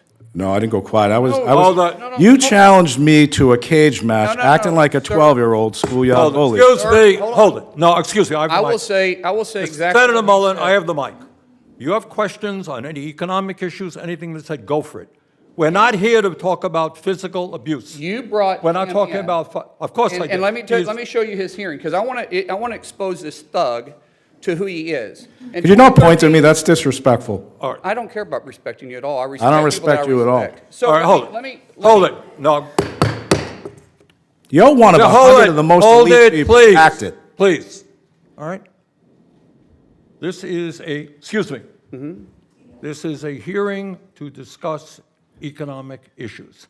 All right? If you have questions for Mr. O'Brien or anybody else on what he has said, go for it. But we're not here to talk about fights or anything else. I'm quoting exactly what he said. You can and say this what is- you want, This is but- your witness This you is brought. my And let me. witness. I'm exposing him. You can as a talk person anything you who want, is. So but in no fight- 2013, Nope. in 2013, O'Brien was suspended by the Teamsters for intimidating your own members. In 2014, you were part of what would you say, organizing the harassment and intimidation of the Top Shelf crew. Chef, not chef. Top Chef, okay. And then, and I think in the reports they said sexual, racist, and homophobic slurs and death threats. 14 tires were sliced, and 5 Teamsters were arrested. And you said, well, I had nothing to do with it. But however, in that same statement, you said, but if I get called to testify, I'll plead the fifth. This is a witness you brought in here. In 2017, you were removed as lead negotiator by then President Hoffa for UPS for your actions. And then in 22, when this guy was elected, what he said after he got elected was he wanted to bring the mob mentality back to the Teamsters. This is your guy. And you're obviously going to give him a chance to respond to your questions. Absolutely, because this is my question. Because you called me out. I didn't call you out. Yeah, you did. You said any time, any place. That's what you said. let's get the record Okay. straight. Ms. Hold it, no. Hold on. Senator Mullen, do you have a question for the witness? Yeah. I think Okay, that's what I'm getting let's at. hear it. So, anytime, any place. No, that's not, April is a charity event.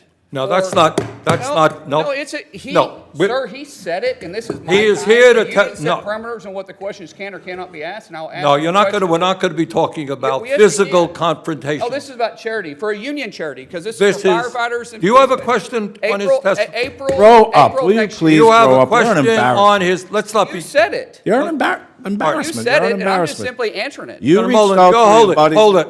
I- Senator Mullen, you made some charges. Charges? Mr. O'Brien, do you want to respond to Yeah, the go ahead, question? please. Yeah, I mean, look, the reality of it is, you Accept know, my challenge, Mr. tough guy. Mullen, tough guy. Answer, hold it. Answer the questions. All right, you're one. He Please. made a lot of statements, right? And his statements are fiction at best. Fiction, I read them. Can he answer? What? Answer the question, please. I can't understand him, to be honest with you. He rambles so much. What was your question, actually? Well, you said I made a lot of statements. No, but what's your question? I don't understand your question. Could you repeat it? You said anytime, any place. What's your question? Accept the challenge. What challenge? You said anytime, any place. I'm accepting yours, so why don't you come What back? challenge? What challenge are you talking April about? 30th. How about we do it for a charity at the Smoking Guns in Tulsa, Oklahoma? No, we're not going to be what was the talking about challenge? physical What are you talking about? confrontations here. You want to fight me? What'd you say by anytime, any place? Let's have coffee, discuss our differences. Oh, that's what you said. Yeah, that's right, exactly. All right, well, let's sit down and have coffee. Let's I'd do love it. to. I'd love to. But do it. It's the, funny how you're backing out. okay. I don't back on anything. You did. You're the one. You're a 100. Senator- Should be the most influential people in this country, making changes. Senator You're Hassan- focused on. Okay. You're Thank focused you. on Why did you- debate that's not Fine. even relevant. Keep texting You're an me and then embarrassment. silence. You're an Excuse me. embarrassment. Then you That's went what you silence are. after You're an after embarrassment to the my text. state of this Oklahoma. hearing is about the condition of the working class in America. You That's brought a what we're thug talking. into this- You're the biggest thug here. You brought him in. All right, You're the biggest thug. Even your I don't know colleagues call you why a you do joke. what you're doing, Senator Hassan. Thank you very much, Mr. Senator Chair. Hassan, you got a Senator question? Mullen, please yield. I've been recognized No, by the you chair. got it. Act accordingly. The now- microphone is yours. Chairman Sanders, I want to thank you for this hearing. I want to thank Ranking Member Cassidy, too, for participating in it. And I want to thank all of our witnesses for being here today. It's really a great time to be able to be with all of you and to be here with union leaders to discuss the important role that unions play in improving the lives of working families in New Hampshire and all across the country. I have 3 questions. I'd like to get through all 3. I want to start with you, Mr. Fain. You talked in your opening remarks about the historic gains that the United Auto Workers have recently achieved. And I understand, and you mentioned that soon after the agreements were announced, other automakers have boosted their employees' hourly wages and benefits. So can you just talk a little bit, and try to keep it to 30 seconds to a minute, about how union successes lead to improved conditions for all workers? Yeah, thank you for that. And I think this goes back to, Mr. Mullen's previous comment about, talking, I think he was, I respectfully had to disagree with his comment about that, in right-to-work states, workers make more money. And I think this is a prime example.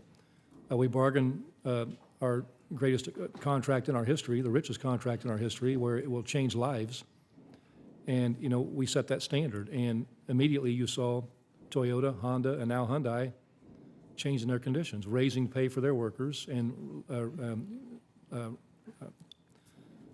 shortening the progression to get to full pay from 8 years to 4 years, from 6 years to 3 years. And we did the same thing from 8 years to 3 years. So obviously, that is a direct result of the impact of what we bargained for. And I think it even goes a step further. I think, during the COVID pandemic, I think people had to really reflect on what's important in life. And it's not working 7 days a week, 12 and 16 hours a day, working multiple jobs. People want some semblance of a life, and they shouldn't have to work that much to make a living. Right. That's what we should focus on in this country. And I think people see that, and people want to be a part of that. Right. People should be able to know what their hours are, work hard during those hours, but then go to their kids' Little League games and take care of their elderly parents and shovel their neighbor's walk, a right? Work-life balance issue. That's what we talk a lot about now. Yes. Thank you very much. Mr. O'Brien, worker safety should be a priority for all businesses, yet unions still have to fight for basic worker protections. Our country saw some of the hottest temperatures ever recorded this summer. Many cities experienced extended periods well over 100 degrees. This puts employees working outdoors at serious health risk if temperature-controlled areas or adequate break times aren't provided. However, during this same period, the Teamsters had to fight to secure air conditioning in delivery trucks during their negotiations with UPS. Mr. O'Brien, beyond the health and safety implications, how does lack of access to basic protections impact worker morale and worker productivity? Well, I think it's the best example is what's happening at Amazon right now. You have a company that has the most OSHA violations that have to deal with egress issues over heat conditions where people are passing out, some are dying on the jobs. And that's the beauty of having a collective bargaining agreement that we have with UPS. There are mandates and plans in place to put air conditioning in the vehicles, make sure that the buildings that they're working in, the warehouses, are properly ventilated, make certain that we have safety committees that are part of the collective bargaining agreement that mandate and monitor. And UPS is a fine example where we have the least amount of OSHA reportable accidents because we do have those checks and balances in place that protect our workers. Right. It's not just a union versus non-union issue. Right. We think that we set the standard in this last agreement where we think every employer should adopt the policies and procedures that we were able to negotiate in this industry.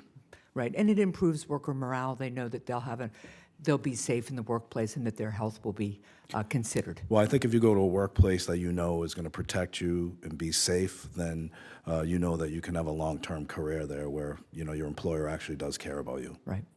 One more question for you, Mr. Fain. Investments in workers and their families pay off for businesses. Businesses that provide paid family and medical leave, for instance, are able to better attract people to the workforce and reduce turnover, which saves them time and money. Mr. Fain, some paid leave benefits were included in the contracts that your union recently negotiated. How will workers' access to guaranteed paid leave impact the stability and success of the companies that they work for? Well, we made we caught a lot of flack, a lot of laughed at and mocked, for some of the demands we put on the table, the 32-hour work week being one of them. And all this gets back to is having work-life balance. And, the paid leave was a big issue, in the birth of a child or adoption or certain situations like that. People need time to adjust to that.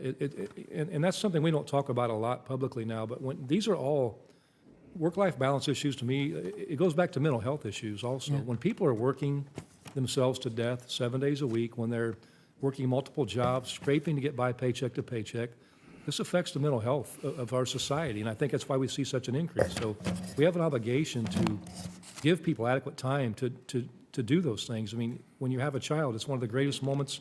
I have two daughters. I mean, literally, when both my daughters were born, I cried for a half hour. I mean, it's the most beautiful thing I've ever seen. Yeah. And, you know, I had to take vacation to spend time, but, you know, so I think it's a great benefit, and management does that. Management already had that benefit. It was just basically giving our workers a right that the managers of the plants will enjoy. Thank you. Thank you, Mr. Chair. Senator Braun? Thank you, Mr. Chairman. We've had these discussions before. I come from the world of full competition, transparency, the things that classic markets are made of, an engaged consumer. And in so many instances, that's not the case anymore. You've got huge mega corporations, many of them multinationals. And we've had this discussion. I know Mr. O'Brien and I have had that. That is where you've got to have some counterweight. You've got to have a voice for employees. And when I hear stories of a CEO in a public company making 100 times the wage of the average employee, and thumbs went up to even more, I'm going to say a figure much lower than that would not be the case in almost all small businesses. Any business that is being held in check by true markets. I come from a place where you're lucky to grow up in a community where you couldn't tell the difference between blue and white collar. Many of my employees were blue collar folks that ended up working their way up into management.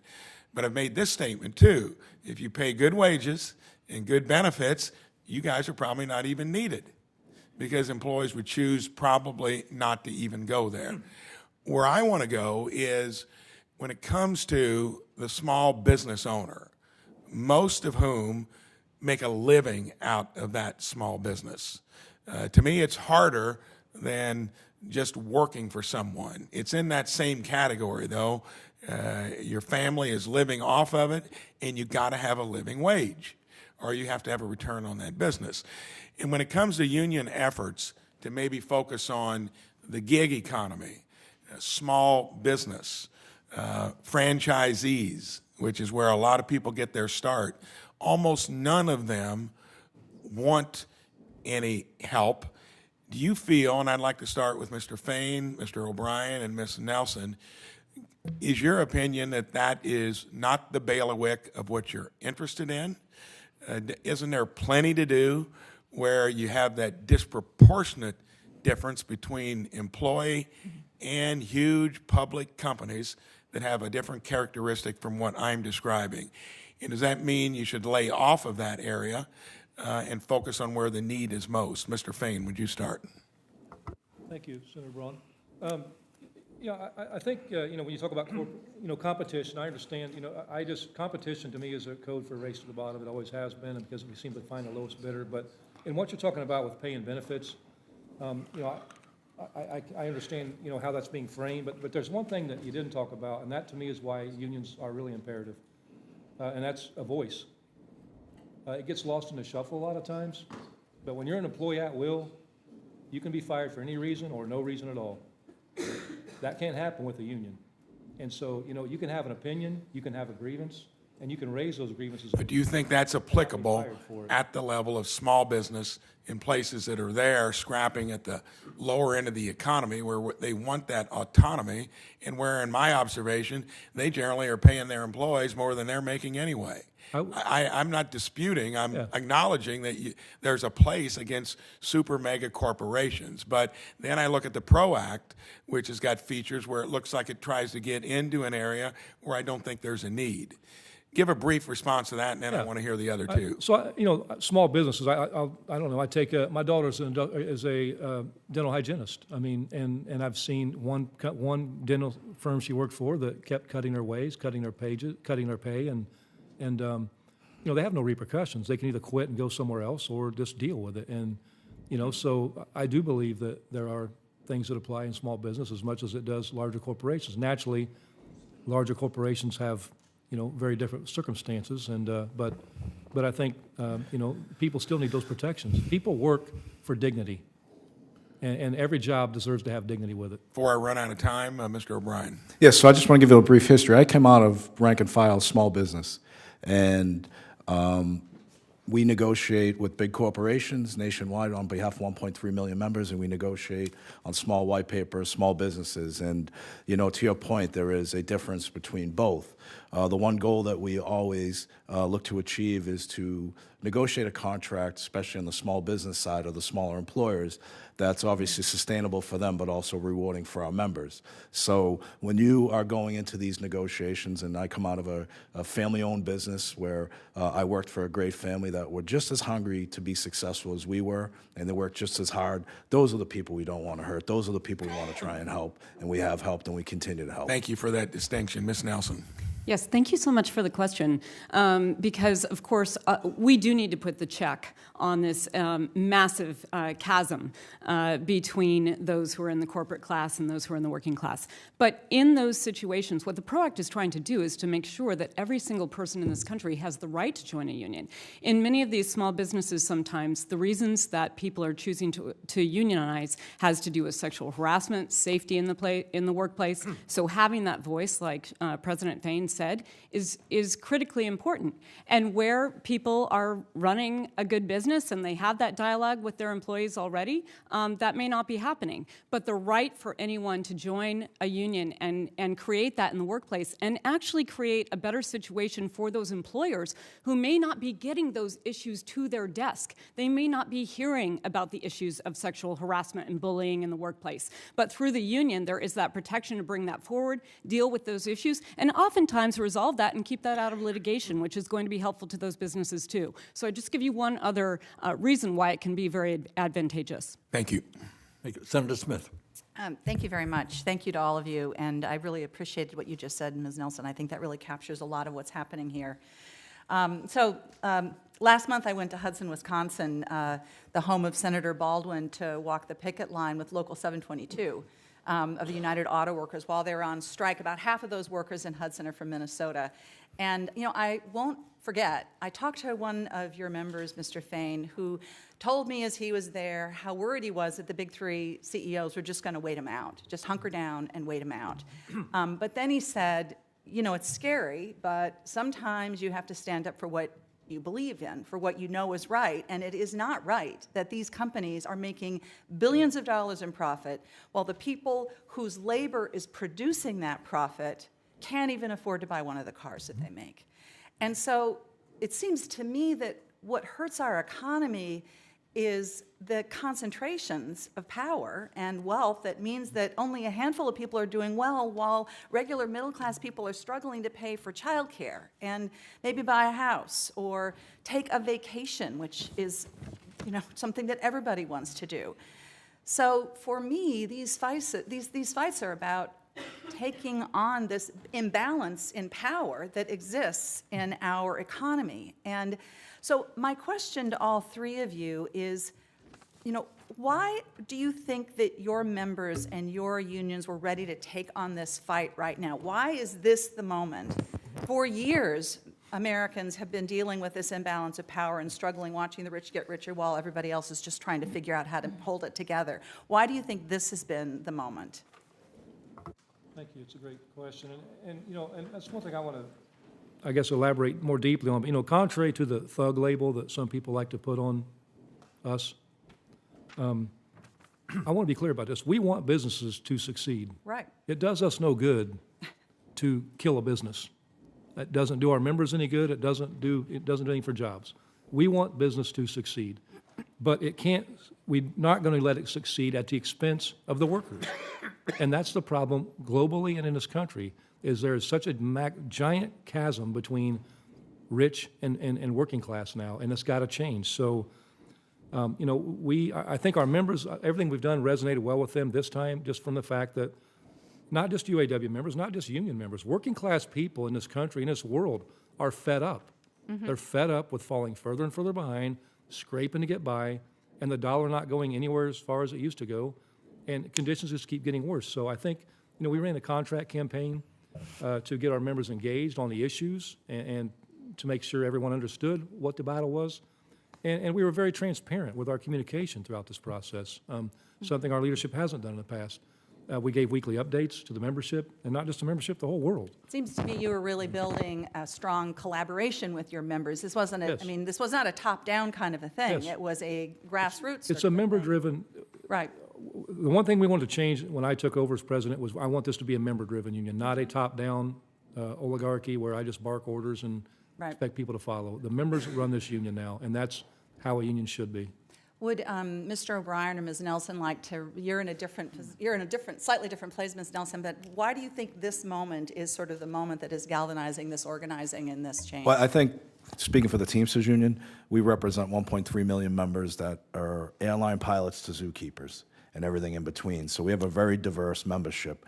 And the one thing that I think has promoted organizing and promoted a thirst to be represented is during the pandemic, the majority of my members were all deemed essential workers. They were providing goods and services to this country, whether it was delivering parcels, whether it was making sure that food was distributed out of warehouses and delivered by trucks, making sure rubbish was picked up, making sure that hospitals everything held hospitals together. are clean. So I think, in light of all the essential services our members provided, the one thing that was clear with all CEOs and with corporations were they were thriving during the pandemic.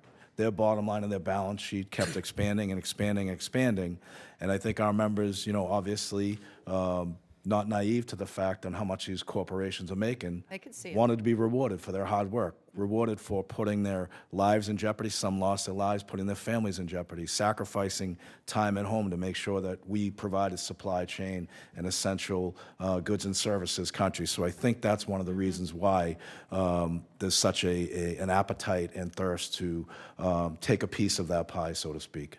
Ms. Nelson, really quickly, before Chair Sanders gavels us both, why do you think this is the moment for flight attendants and the people that you represent? Yeah. Flight attendants often are at the tip of the spear of anything happening socially or politically in this country.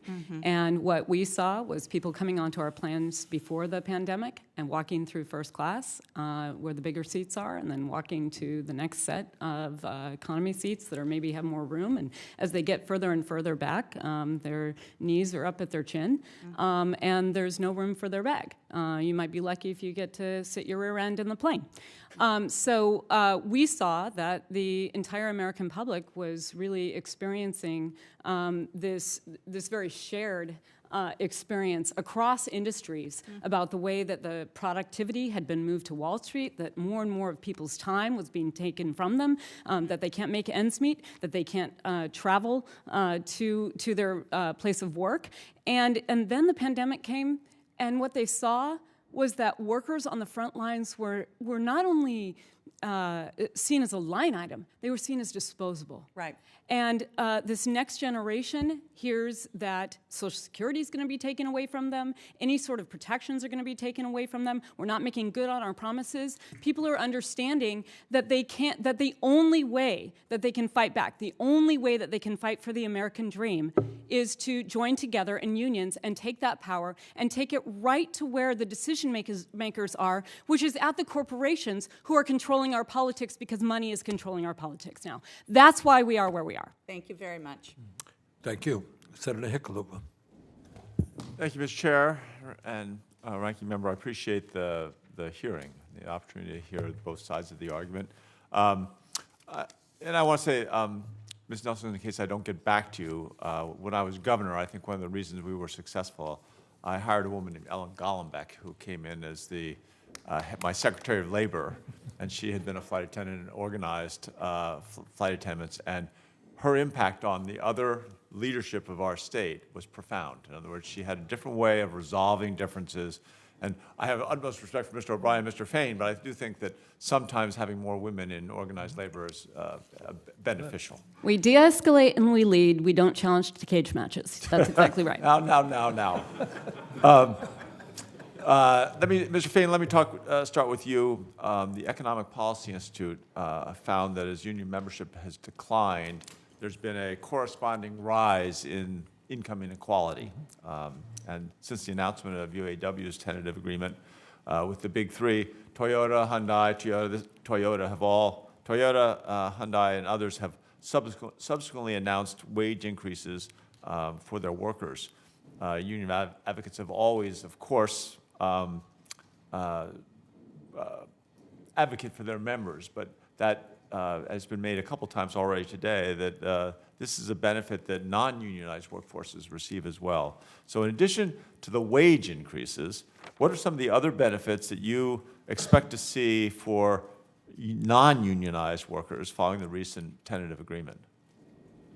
Did I make myself clear? Well, I mean, wage increases are one thing, but I mean, obviously, there's a lot of things we bargained for. I mean, health and safety standards. You look at with the EV industry alone, there are chemicals that, you know, aren't regulated yet that we know we're still working on. And, you know, when you have a union involved in that, there's a means for, you know, we have safety committees that actually work on those things. So safety is always a big issue.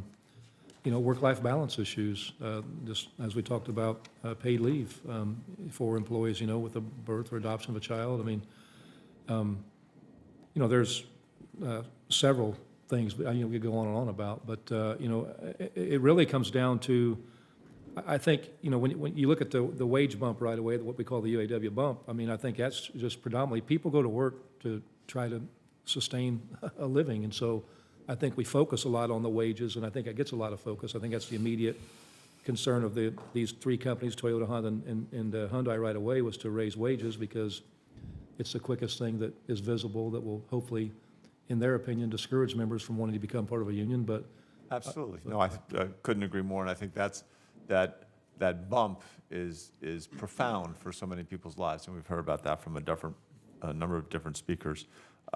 The electrification and that transition to a decarbonized transportation economy, this is a global trend, and we've had witnesses speak on these hearings before that talk about once people drive an electric vehicle, they don't want to go back, and this is going to be driven by consumers. Now, issues around cost certainly are relevant. In any new transition to a new economy, usually there are price differentials that we try to smooth over. As we transition to electric vehicles, unions are importantly negotiating deals that help balance the emerging technologies with job retention. In other words, obviously there's going to be some efficiencies here. Your tentative agreement included new commitments to ensure existing manufacturing plant workers can transition into the electric workforce.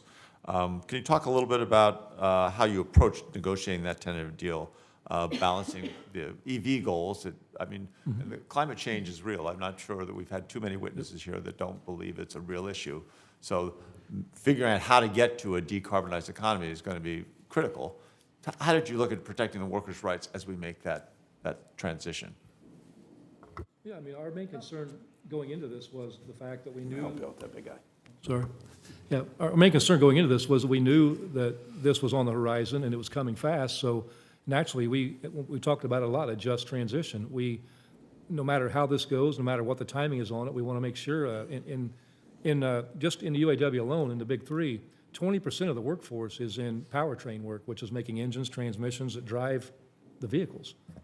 If that work does, taper off, naturally, and batteries take that place, and drive motors and things like that, we want to get a big piece of that so that there is a transition where workers aren't left behind. So we bargained for language, to give our members flow rights into those jobs in the event that that's happening. And, and that's how it has to, to me, that's what a just transition is. It's not leaving people behind, but also new people that hire into those plants, that they won't work for poverty wages, which was the case in Altium in Lordstown, Ohio, when I was elected president.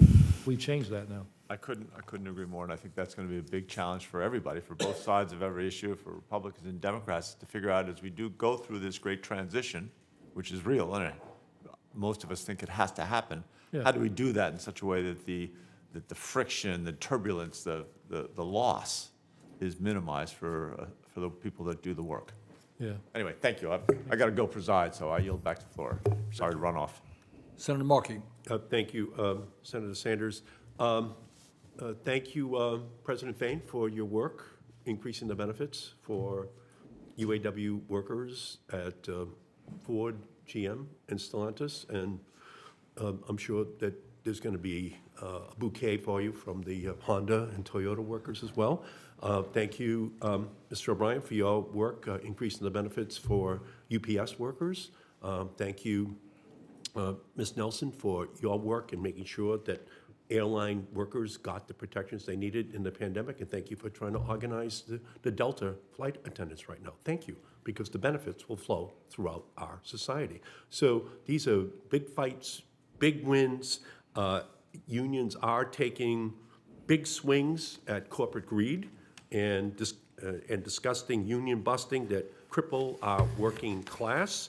My father, who was a union vice president, always said you can't beg for your rights, you've got to take them. That's what you're doing.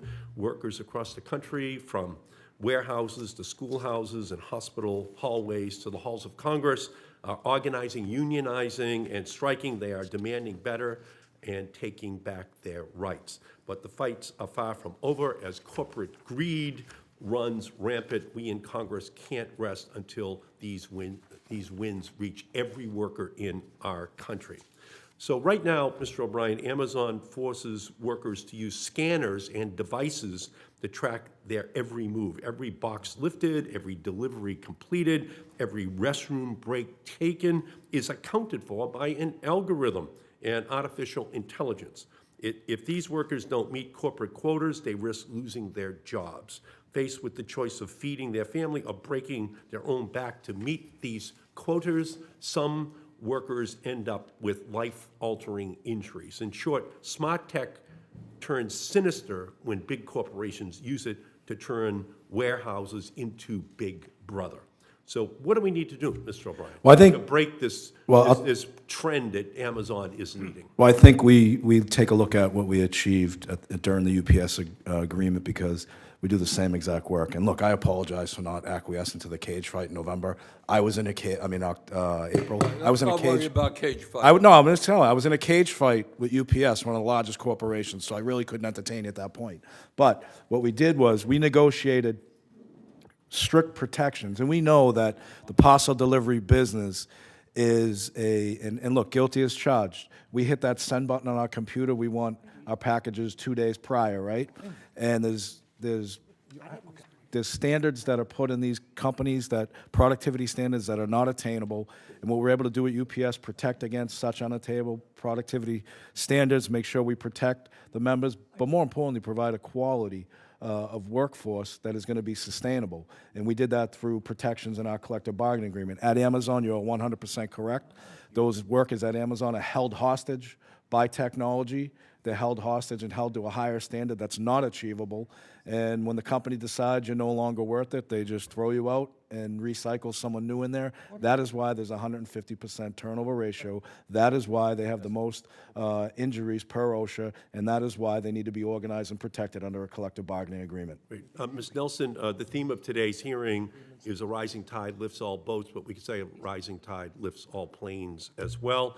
Earlier this year, I reintroduced my Good Jobs for Good Airplanes bill, which would provide airport service workers, baggage handlers, wheelchair attendants, airport restaurant workers with a living wage. These workers play an essential role in making our aviation system run smoothly by paying airport service workers, and the SEIU is trying to organize them, fair wages and benefits. We reduce turnover, retain experienced staff, and make our entire aviation system safer. Can you speak to how the flight attendants and the CWAs work unionizing and representing flight attendants benefits all workers to keep our aviation system working? Senator Markey, you and I go back a long time, and it was just after 9/11 when you came directly to the crisis room and grieved with us and said that you would stick with us to make sure that aviation was secure.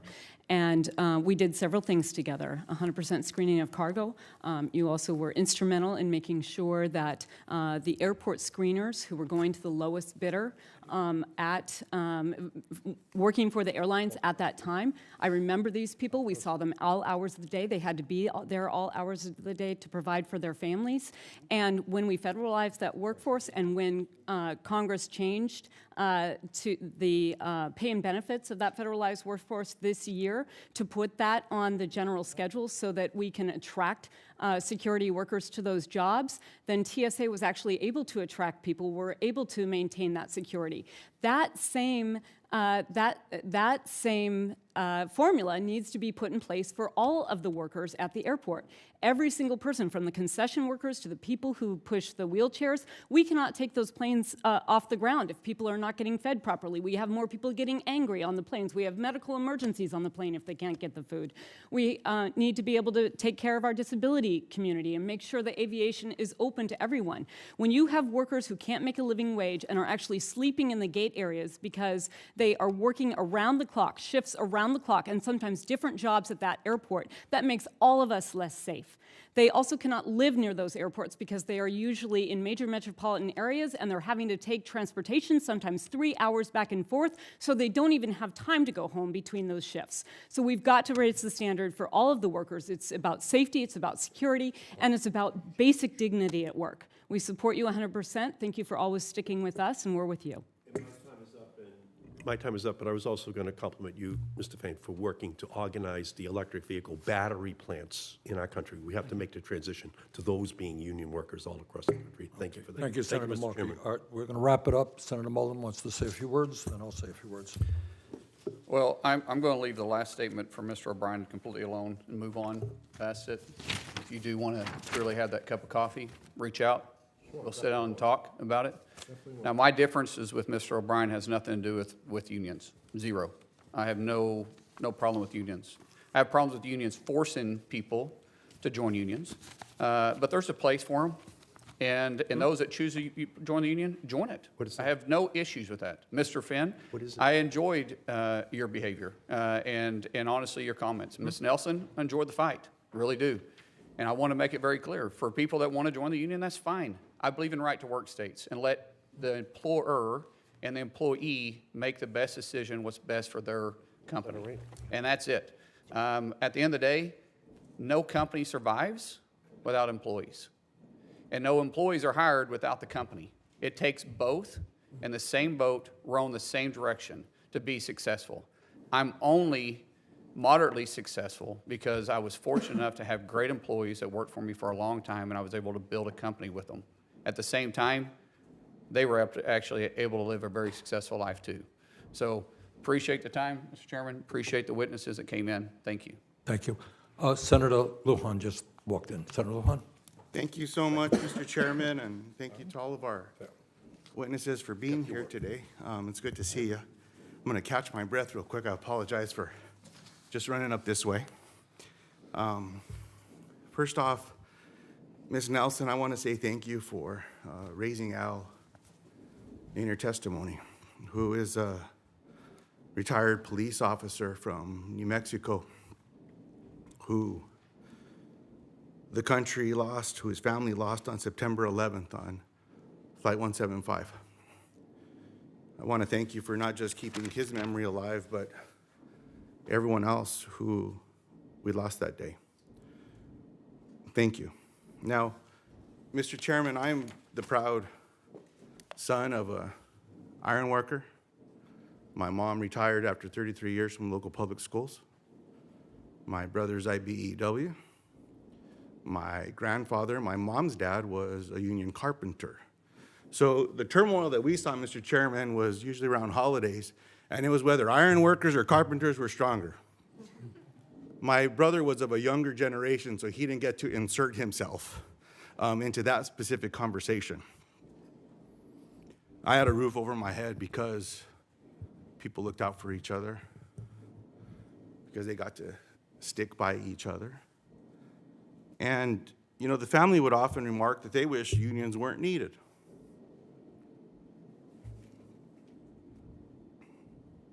Think about why they came together. Decades ago, people not getting treated fairly, people getting taken advantage of. And whether it was decades ago or it was this morning, I've learned there's power in numbers. If you lean on each other, if you count on each other, you can usually get through something. And it's the same thing where If a neighbor of mine has a challenge or there's a hole in the roof or something, then every one of us that has a tool or the capability or a pair of hands or one hand or two, whatever it may be, that can get there and repair that, we do it together as a family. But you lean on each other, you help each other, in good times and in bad. And my dad often reminded me when he also picketed outside of Los Alamos National Laboratory with his local because he was concerned of unfair working conditions. Now, the irony of all of that, Mr. Chairman, is my dad died from lung cancer because of exposure on the job. Because decades ago, they didn't have the technology necessary to give a damn about keeping people alive or what they were breathing in every day. Because they made a few extra bucks by not having the respiratory equipment that was needed. So they just let people get sick and die of cancer. Unions came together and said, that's not right. And they started fighting for more safety gear, more safety apparatus, so that when someone worked a full shift, whether it was a morning shift, an afternoon shift, swing, or graveyard, they could get back to their family home that night and maybe on Sunday go to services together or catch a ball game together or maybe a barbecue if they were able to. Thank you for what you do. Because heaven knows the laws that Congress passed aren't strong enough to keep people alive and keep people safe, because the laws that Congress passes create loopholes that allow folks, once it gets to a rulemaking, to create all the darn loopholes that exist so that people like my dad can't be here today, and he had a lot of living left in him. A lot of living left in him. I miss my dad every day. I still argue with him on occasion when I'm out in the field and I'm working on his old 1972 Ford, because I can't get it to work the way that he did. But by the end of it, once it gets started, I apologize and I ask for his forgiveness, and he sends it down because the tractor keeps running. It doesn't shut down on me. That's the relationship I had with my dad. Now, Mr. Chairman, I have many questions here surrounding the concerns that I saw with inequities with pay and what's happened to working families across the country. I'm going to submit these into the record and ask for these to be addressed. I'm sorry that I got emotional today. Dad must be on the brain. Dad is always in my heart. But just thank you all for being here, and hope that we can find a way forward to make sure that families are able to get to work, but also get to their families at the end of their shift. I yield back. Well, thank you very much, Senator Lujan, for expressing not only your family, I think, for millions of families in this country. And I want to thank all of the panelists. I wish we had. Thank all of you. Look, what we are dealing with today, and Senator Lujan made this point, and others have made the point, is some people have extraordinary wealth and extraordinary power. And the people on top have never, ever done better in the history of America.